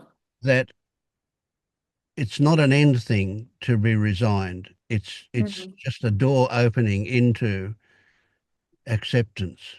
Mm. When there's acceptance, well, you know what? Acceptance doesn't exist as a thing. Right? The opposite of acceptance, resistance, that has some tangibility. But acceptance, if you accept things, there's nothing there. You don't know that Yeah. you accept it. But if you invite it, you know there's something there. There's an invitation. There's a come on in. There's a welcoming kind of feeling. But the moment that takes hold, you don't need to pay any attention to that. I know. I know. This point, I think I don't need to do anything. This is the big change I see in me. No judgment, no judgment anymore. Something happens or doesn't happen, no judgment. It's not good, it's not bad, it's as it is. This is a part of healthy acceptance, I would say. Yes, absolutely. Yes, yes. And it also opens up to even further, which is, well, great, this is here. What can it lead to? Yeah, A little bit tricky, that one, but yeah, what I'm saying is it's not an end result. yeah. Invitation and curiosity. Yes. And Okay. discovery. And we get excited about discovery because I love discovering things. Yeah, that's beautiful. Yeah. Yeah.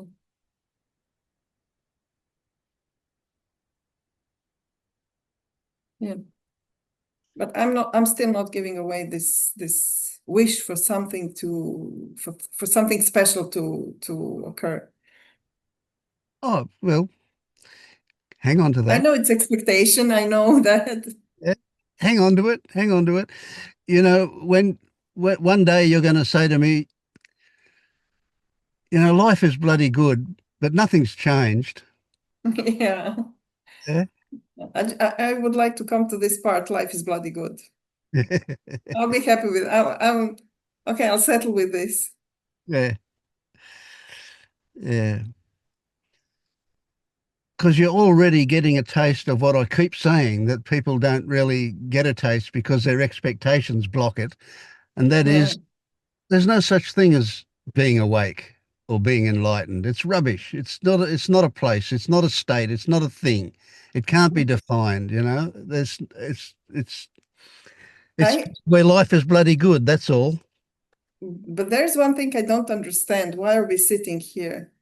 Why is there something that we're drawn to? There has to be something That's for easy. us to be sitting here. It's easy. Oh, this feeling I've got in here is I just love it. Oh, it's so good. I just feel great working with you guys. But you know what? There is also a feeling, I feel good feeling in seeking. So it's so True. sweet to be seeking and not to get out of it and not to find. Yes. Because seeking on Sure. itself has this. Yeah, problem with seeking from vague memory is that when I was seeking, the obsessiveness of it hurt. Okay, yeah, it can. It was a bit too much, and it was, yeah. Now it's so much more open and relaxed, and yeah, yeah.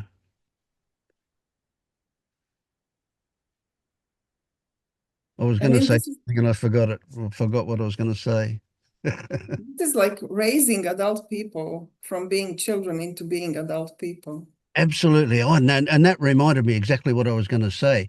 You know, Marius and I have been discussing this a bit, and there, Jed McKenna brought it up, this concept that we have human adults, and they're people that are awake, but there's still some identification left. But it's fine. There's no problems with that identification. Right.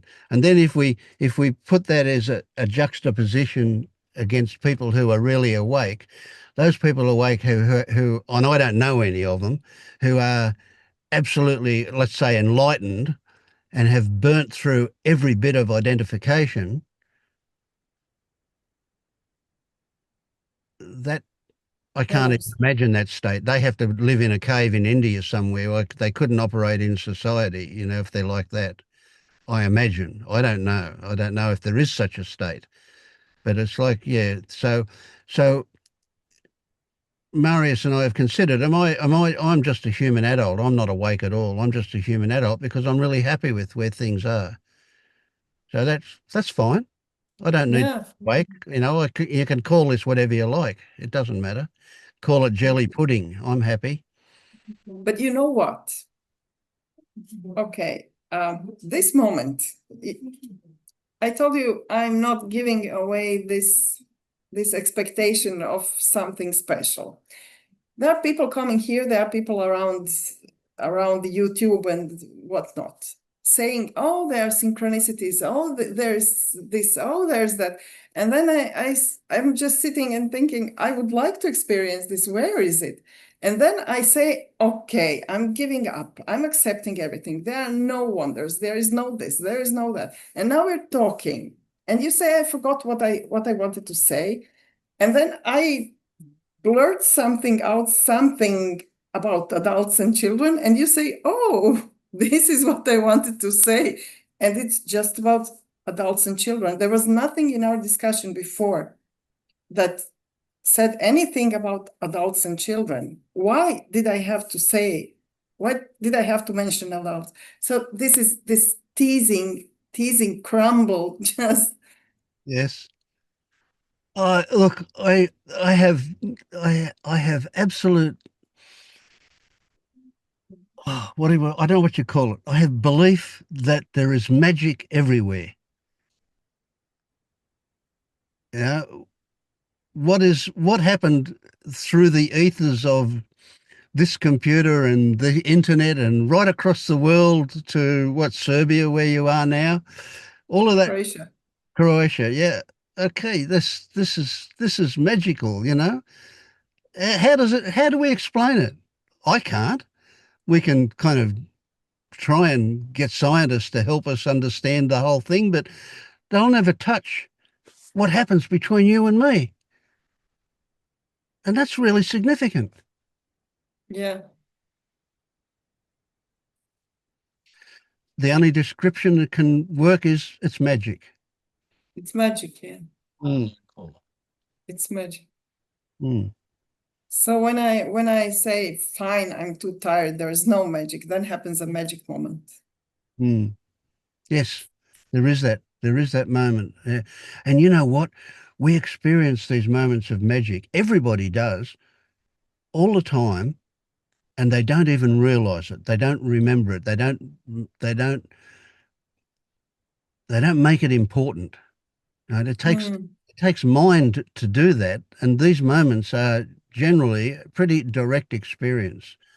mm. So, nothing gets put down into memory about them. And you say to somebody a week later, did you have any magic moments yesterday? And they'll go, oh, I can't remember. No, but they probably did. Yeah. Mm.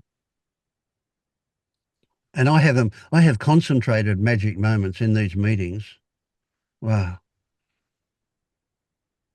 I had several with Tamara. I had some with Tammy, with Lenny. Yeah. I have it with everyone. Yes.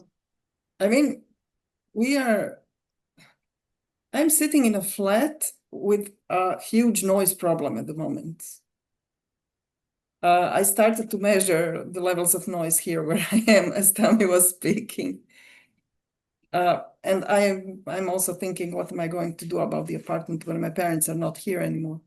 Then Lenny comes and talks about it's a game now, it's a game now. And I remember myself saying, it's a game now, it's a game for me. Everything, we are Yeah. all, Yeah. I'm morphing into you, but I'm also morphing into everyone when they're Yeah. speaking. Yeah. I have all of their problems, Yeah. even the concrete ones. I mean, the noise here. And the good stuff. Yeah, and the good stuff. Absolutely. Yeah. Yeah. But can I again ask, and it's more out of curiosity, not really of this reaching, I want to have this state. But I've also done a lot of the feathers. So when you also are the feather work with Todd and Pernille, and then you hear about the sixth and the seventh feather, where sometimes really where boundaries start to dissolve, where they actually do a lot of those exercises to Yeah. Yeah. change the perception of how you perceive space and time. And I wonder, when we're talking about the wonders or the special stuff that Maya is saying, did that ever happen to you, or I don't know, or did you ever approach this or try this? Because Sure. as a game, it would be fucking cool. I have to admit, it would be fucking funny. Yeah. Yeah. You What see?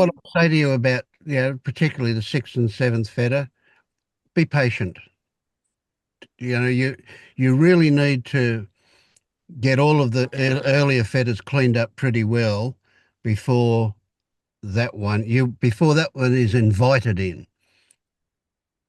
Right? Okay. There are exercises you can do to hurry it up, but I say there's no need for any hurry. You've got infinity Yeah, of time. but I mean, Yeah. when Maya is waiting for something special to happen, I think those things would be kind of special, right? I mean, that is literally changing a little the perception, Yeah, right? but they're only special the first few times they happen, then they're ordinary. Okay. Well, Maya, that's your answer. When they happen, they're ordinary, so there are no special things. Yeah. Okay. Oh, crazy. They're fun events. But you know what? Life is good. Good. That's good. I'll make a judgment about that. That's good. Okay. But I'll tell you next time when I come with a new story. I got fully triggered. I had a meltdown. Yeah. Well, that's good too. That's life. Yep. Yeah.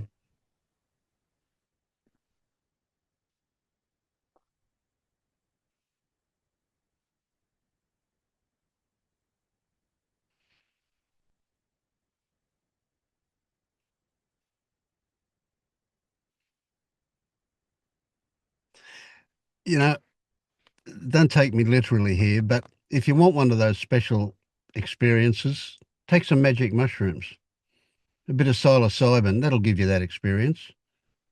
But, 10 hours later, it's gone. And all you've got is a memory of it. It happens in time. It happens in some time. And then if it's over, then it happened in time. So it's not a full thing Exactly. what it should be. Yeah. And that's not a way that you want to see the world all the time. You can't really operate in your daily life like that. So it's what you tell yourself it means that is the important thing there. Yeah. And what I'm saying is what you're looking for to happen isn't as meaningful as you think.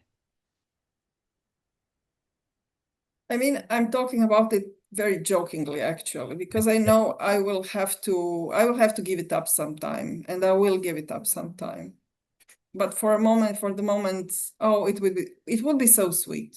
Yes, yeah, yeah. And that's fine. Enjoy the sweetness of imagining how sweet it will be. Yeah. Mm.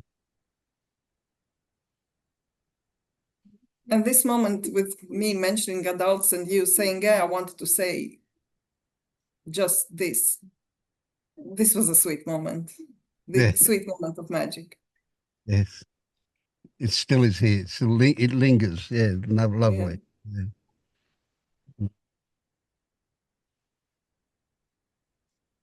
How sweet is life for you at the moment, Jed?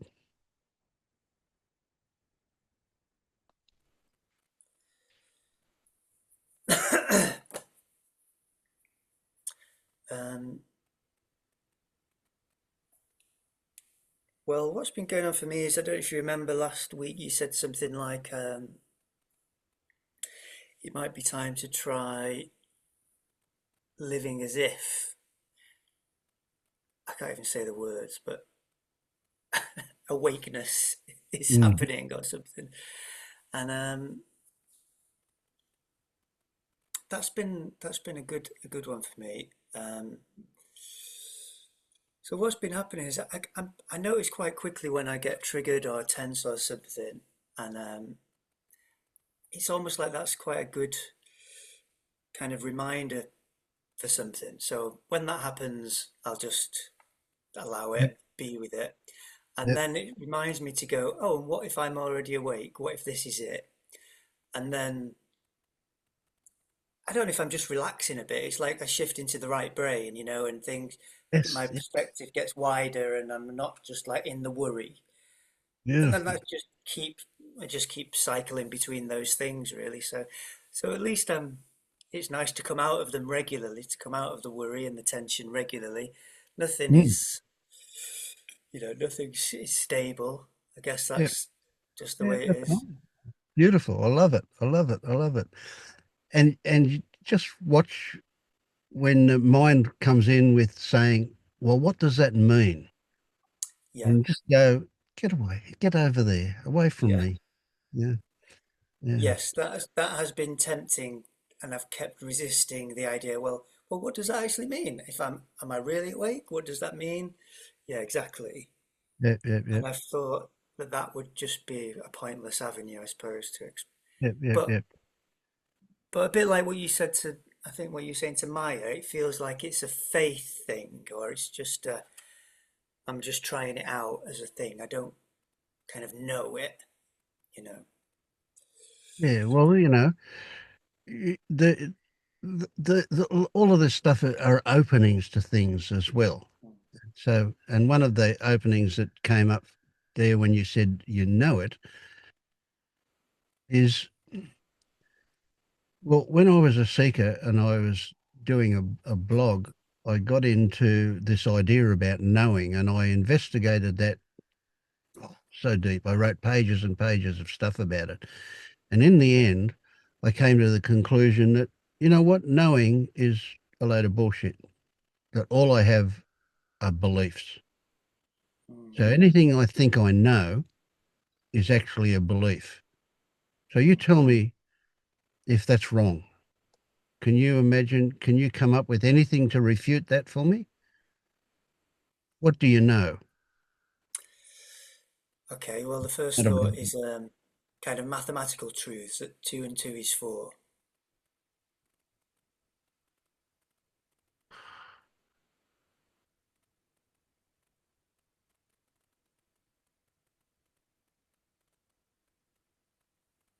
All right. Red jelly and green jelly make gold jelly. How is that different from two and two equals four?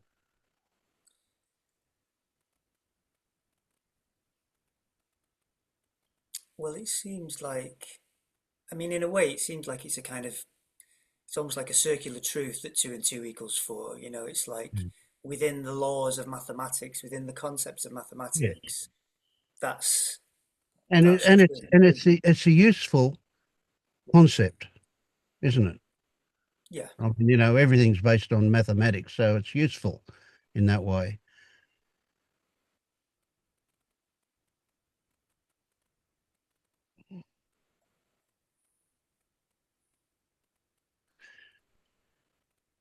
The belief that you exist is a useful belief. Well,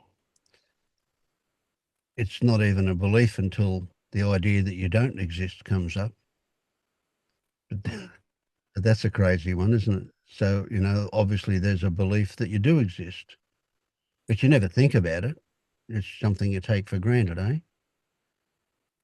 pretty much. Until you get into this stuff, then you might have a think about it. Yeah, yeah, yeah, yeah.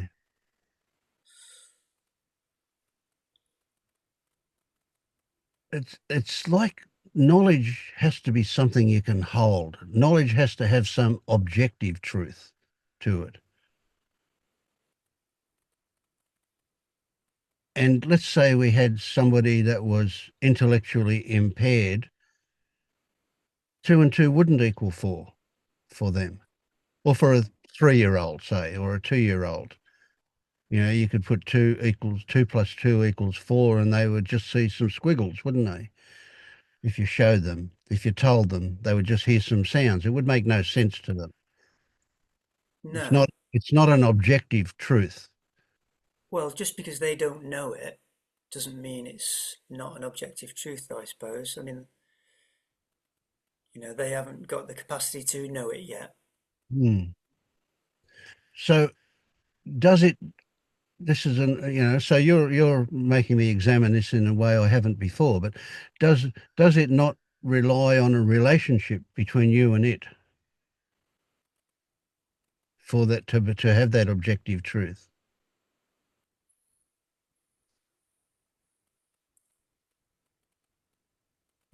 I guess so.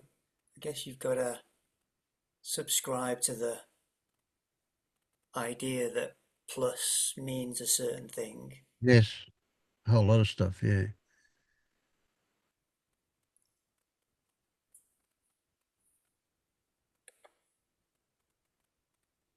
So, okay, I'll have to look at that later. Maya just put something up in the chat that's worth looking at about two plus two equals four.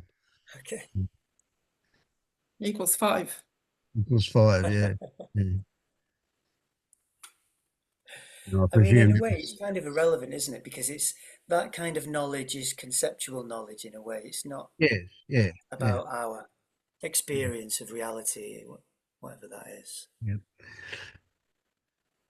So any knowledge is conceptual, isn't it? Because it's about something. It's something about something else, whether it's words or sounds or whatever it is. But knowledge, as we take it in, is always about something. It's a story. How do you know the Statue of Liberty exists or the London Bridge exists? You don't until Yeah. you go and touch it. I don't think you can get much further than, I mean, I say this, I haven't examined it very deeply, but I would imagine you can't get much further than I know I exist. Yeah. So you have a very firm belief that you exist. Yeah. You can cite various characteristics that you might describe as proofs that you can touch yourself, that you can see, that you can hear, that etc.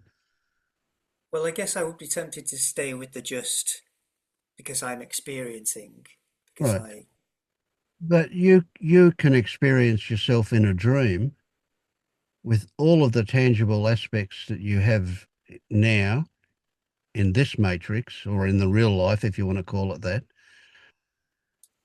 And it feels as tangible as it does right now, yet you know you're in a dream after you wake up, not while you're in there. While you're in there, everything is very real. but then that's about the You're qualities, dreaming isn't it? that you And can fly. yeah, but I would still say that I exist in the dream. I Yes. wouldn't say that, And, my and I would attributes or agree, my you do exist. qualities. But I would say you don't exist in any way differently to the way you exist now. So I'm not Yeah, talking about philosophy. I'm saying the way you exist now, in actual fact, is a culmination of beliefs you've got about yourself. you mean the way I'm experiencing myself and the world Yes. is a Yeah. load of stories, basically. Yeah. Yeah. Exactly the same as it happens in a sleeping dream. To me, it makes perfect sense to say that we're now in a waking dream. Yeah, yeah, And I if get I that. I wake up get for that. this, am I going to discover that there's another one? Well, I kind of believe that a whole lot of people exist in a dream different to mine. Those people who are not awake, I hate it when I say things like that, but you know what I mean. Those the people who are out there sleepwalking, they're in a dream, but it's just not my dream. Mhm. So there are subtle differences, but we share bits of the dream for sure.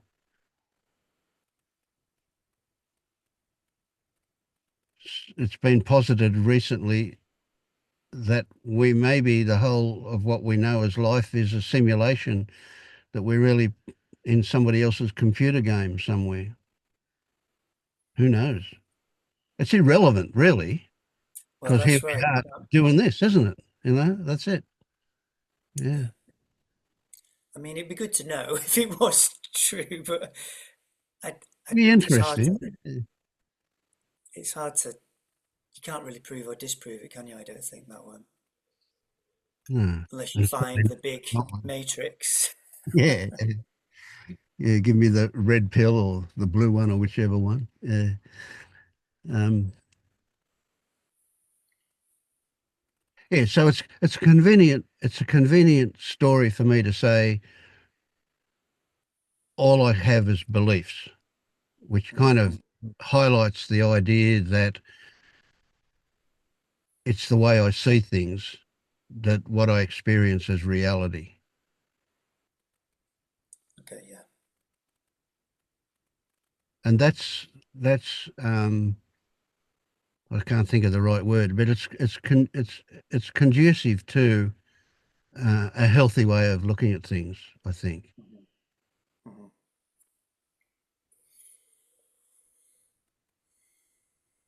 The people that live in that the what I used to be in, that old dream, run around believing concept is actual all the time.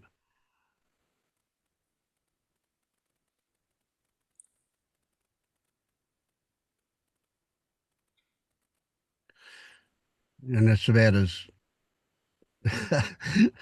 that's that's about as valid as Donald Trump believing that he's an intelligent person.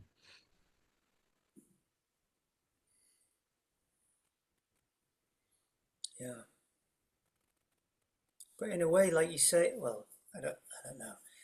If it's all stories, if you've got a story that works for you, then Absolutely, absolutely. And I do, at an ultimate level, I'd say I think it's stories all the way down. mm, That all we have is stories, and when we relate to stories, yeah. and me myself is a story, Uh-huh. I was with and some people. me my not self is a story. You're not self. What do you mean by that? Well, recognizing that what I used to believe was real, which was a self running the show, now I recognize that as just an idea I had, but that's also still just a story. Yeah. I can't see anything that's not a story.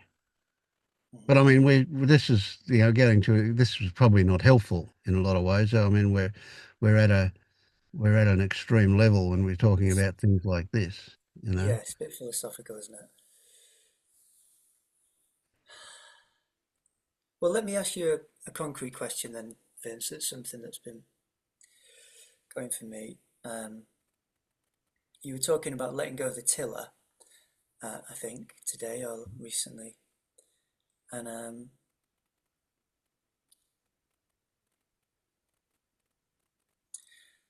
I don't know if it's true, but sometimes it seems that the way I meditate is a kind of parallel of the way I'm living. And so I've kind of been meditating in a way where I'm trying to let go of the tiller. Basically, my intention is to just let my attention go anywhere, and sometimes I notice where it goes. I'm kind of a bit separate from the experiencing, and I'm observing it. Sometimes I'm merged with the experience. Um, but then recently, um,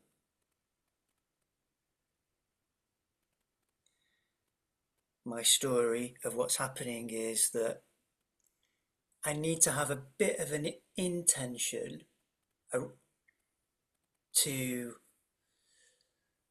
not get lost in thought, basically. To have a bit to keep, I don't know, yeah, have this I get it. light directing of attention so that I notice when I'm lost in worries or fantasies. Mm. Um, so that's making me question, wonder, um, does it work to let go of the tiller completely? Yeah, it's a good one, a good one. I like that. Can you,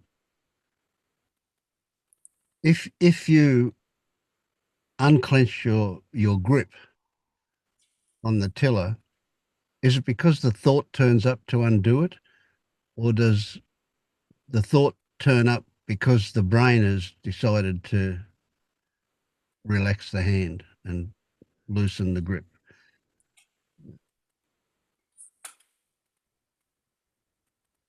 You have to watch very closely to see how the thought comes after the intent. The intent turns up, and then the thought comes along and says, "Okay, do that." And then when you do it, you give the thought credibility for causing it to happen.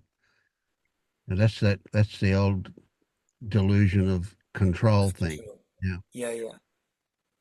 So can I ask you a bit about that? I think that's another core bit for me, Yes, it really. is core. Yeah. Yeah. Um, Yeah. so yes, I can see that everything that happens is a result of all the million things that have happened before. Um, it's just such a knotty little circular bit of thinking for me. I think this. Um, I have some sense that, you know, like you say sometimes, just hold this in the back of your mind, and then that plants a seed, I guess. Mm. Um,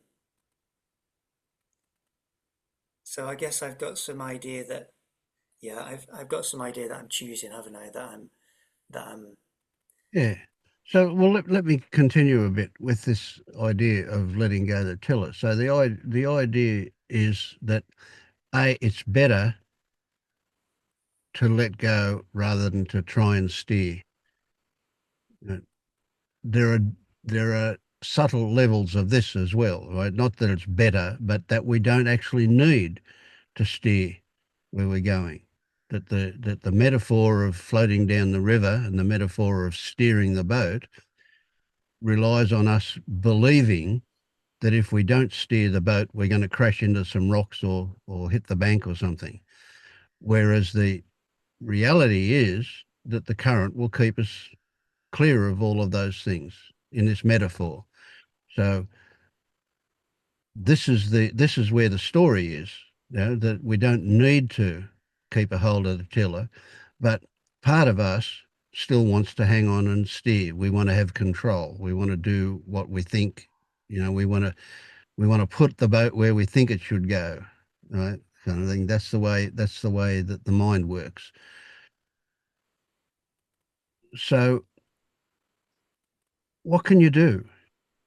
You can recognize when you grabbed hold of the tiller.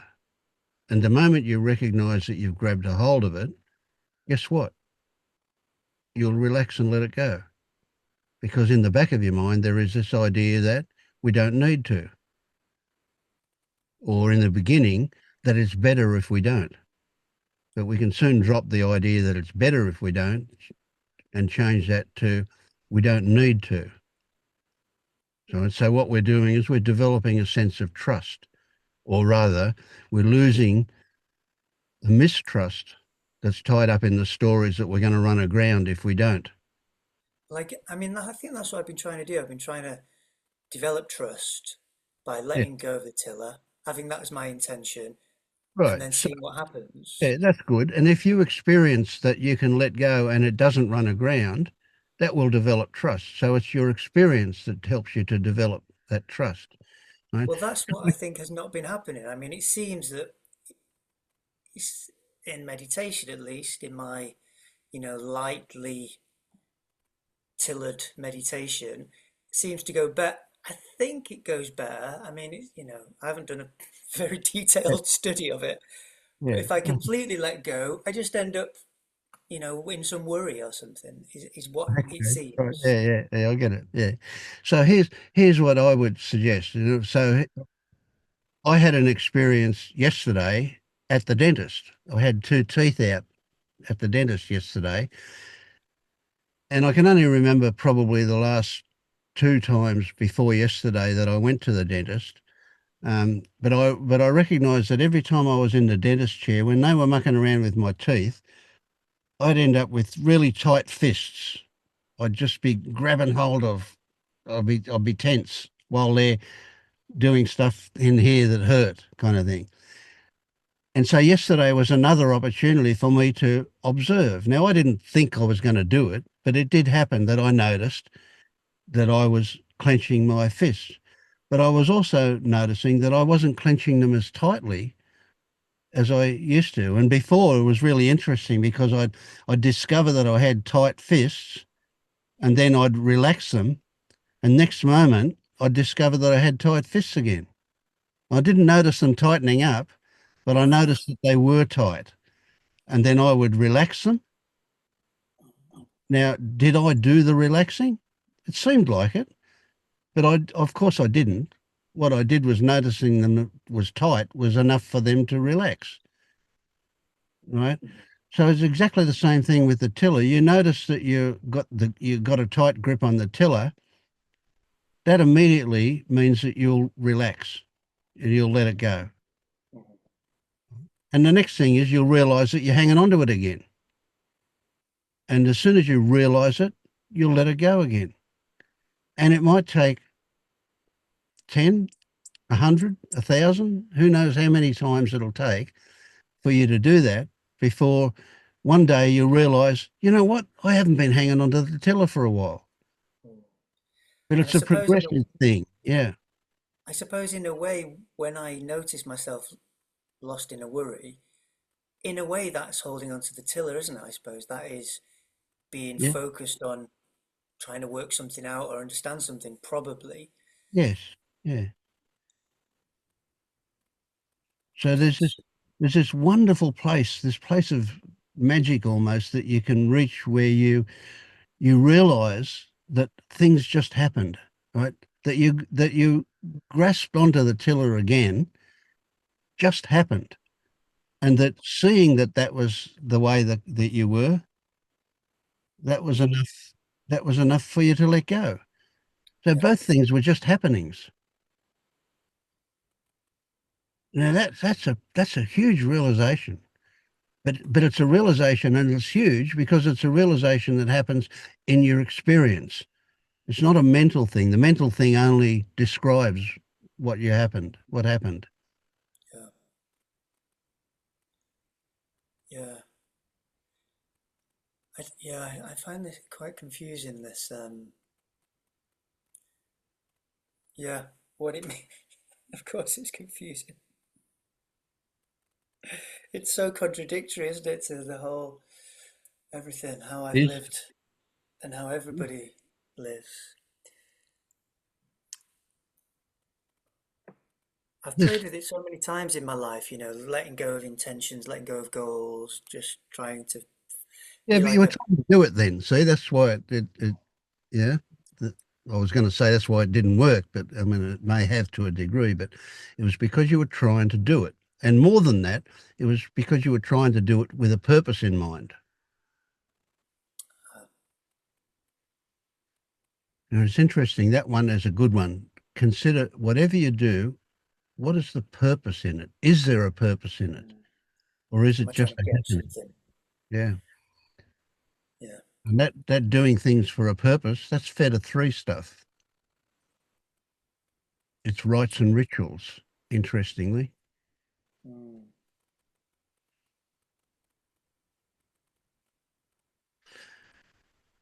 And just in the back of the mind, maybe one day I'll transcend this.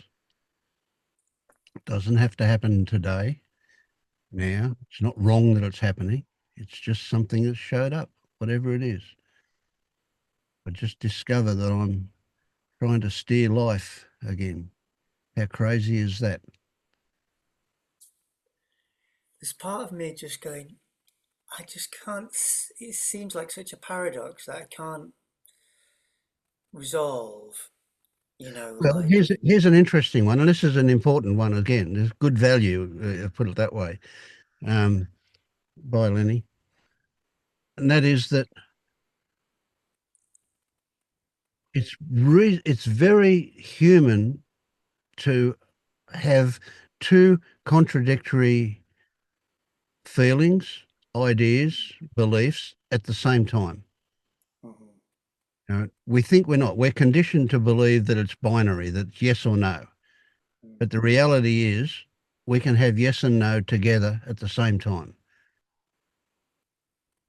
And as soon as you accept that what's counterintuitive, what's seemingly paradoxical, can exist,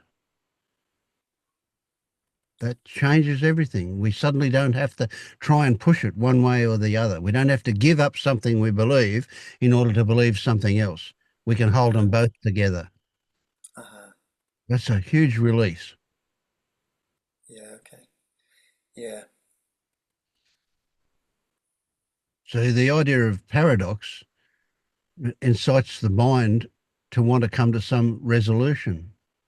I've always thought that paradox means either, like we have different parts to ourself, our psychological self, so, they have different wants, or that a paradox can be seeing something from a relative perspective and maybe, maybe a more absolute or a higher perspective can make things seem paradoxical, but you're just seeing them from different levels or Yeah, something. yeah, I get that. I get what you're saying. Yeah, that's probably quite reasonable. Yeah.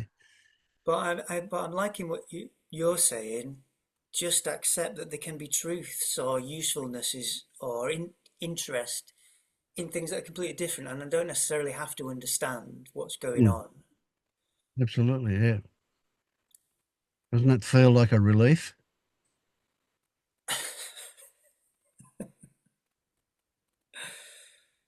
At the moment, it feels like tension. Yeah. But I, I have a, I have a part-time job, Vince, with a very wise guy. He's an elder Jain monk, and he says in Jain religion, spirituality,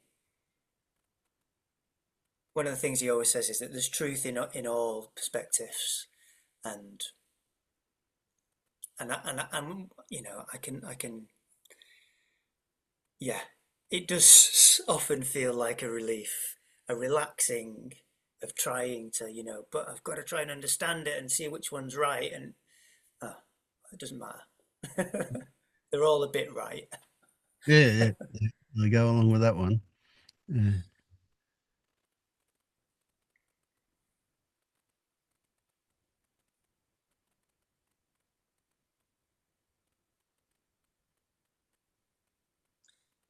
Yeah, it makes me, it reminds me of exactly the experience I've been having these last few days of remembering to consider that maybe I'm awake or this is it, and it's a very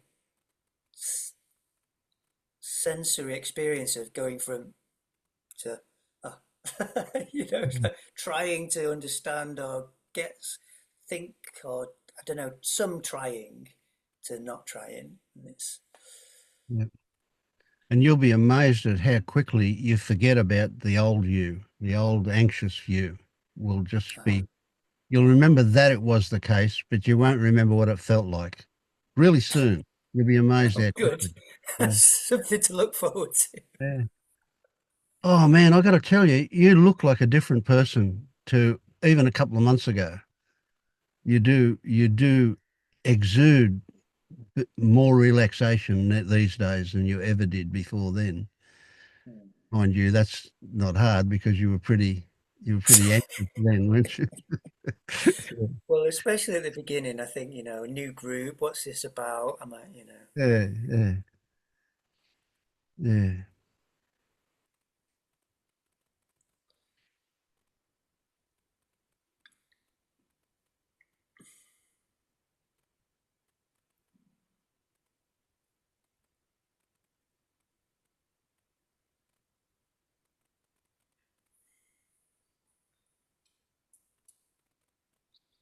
Okay, I got one more for you then. That's been a thing. Um,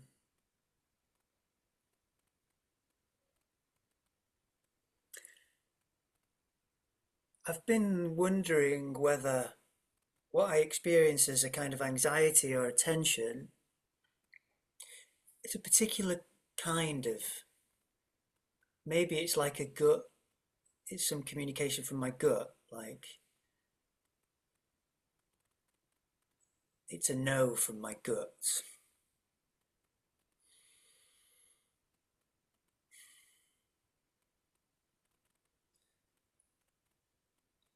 And I guess it's making me think about what that means, gut guidance somehow. I don't know. Is there some kind of trustworthy guidance that, in my body? Oh, it's funny just to say it makes me feel emotional, like perhaps I could trust my body or something, Mm. or, you know. Yeah, I get that. I feel a bit emotional when you say that too. It's like, oh wow, that's a that's a that's a line to cross, when you can start trusting yourself, uh, Exactly. your own intuition, your own, yeah, that's Man, that's in a kind of a weird way. Oh, maybe I shouldn't say this, but it feels a little bit like that's as good a finish line as you could ever come up with, you know. But it's not really. Of course, it's not It's a even big close to one though. the finish I line. But mean, it I is a know, big one. Yeah, absolutely. Yeah. yeah, yeah, and with it, letting go of the trying to get guidance from thinking, you know. Mm, mm. Well, what you're listening to when you're listening to your body, it's not really your body at all. You're listening to an inner voice, if you like. You're listening to your intuition, if you want to give it some definition. Um, and that's a whole of body experience. That's not just a little bit of you, you know. That's kind of Yeah, you get confirmation about the whole thing there. That's yeah. huge, yeah. And I It's mean, the not that it'll thought, always be right either, but that's irrelevant, you know. It's just right? yeah. Yeah, I guess you don't. You get better and better at listening to that, and that is a Right. big one. Yeah. And it seems, I don't, the thought came that it's almost like listening to the universe. You Yeah. know, that it's Well, that's a good way to put it. Yeah. Or life, if you want to call it life. life. Yeah, Yeah. exactly. Mm. Because it incorporates an infinity of complexity and so on. It's not simplistic, you know. Yeah, It's the old idea that we're brought up with is cause and effect, you know, that one thing or one or two things cause something else to happen. And it's absolutely simplistic. Well, here's the other extreme. You know, we've got the absolute complexity of everything yeah. involved in what goes on. Yeah. Just going to plug in. Yeah, exactly.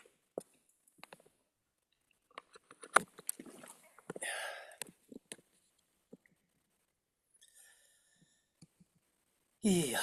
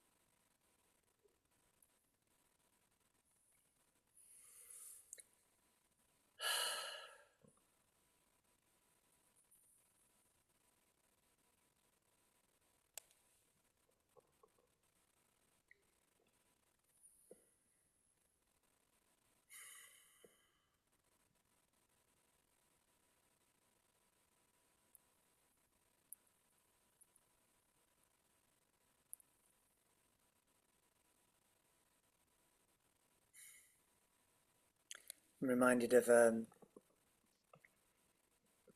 some Rumi line about the opening and closing of the heart is like the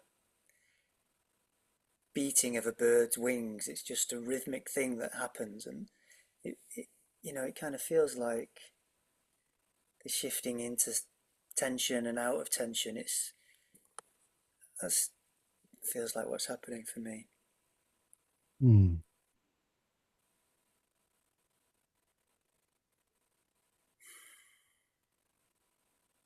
Yeah, it feels to me like maybe I'm thinking of it slightly differently, but the opening of the heart allows life and the universe and the world to flow into it. It's like pulling the plug in a sink, you know, all of a sudden, you know, you Mm, got this current happening. In this case, mm, it's into the heart from everywhere. Oh God, that makes me feel expansive. mm. It's a beautiful feeling. Mm.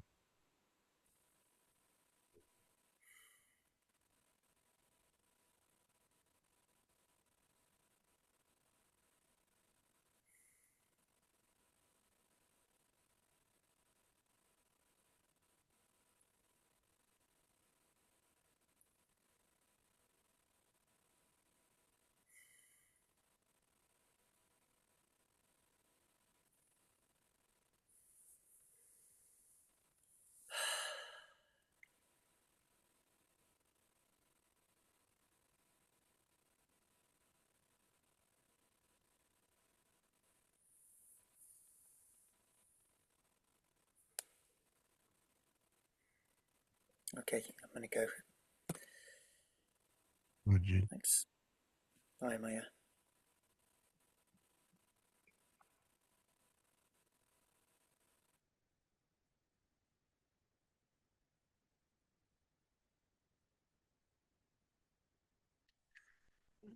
Well, I think I'll go too. Thank you, Maya. Thank you, Lou.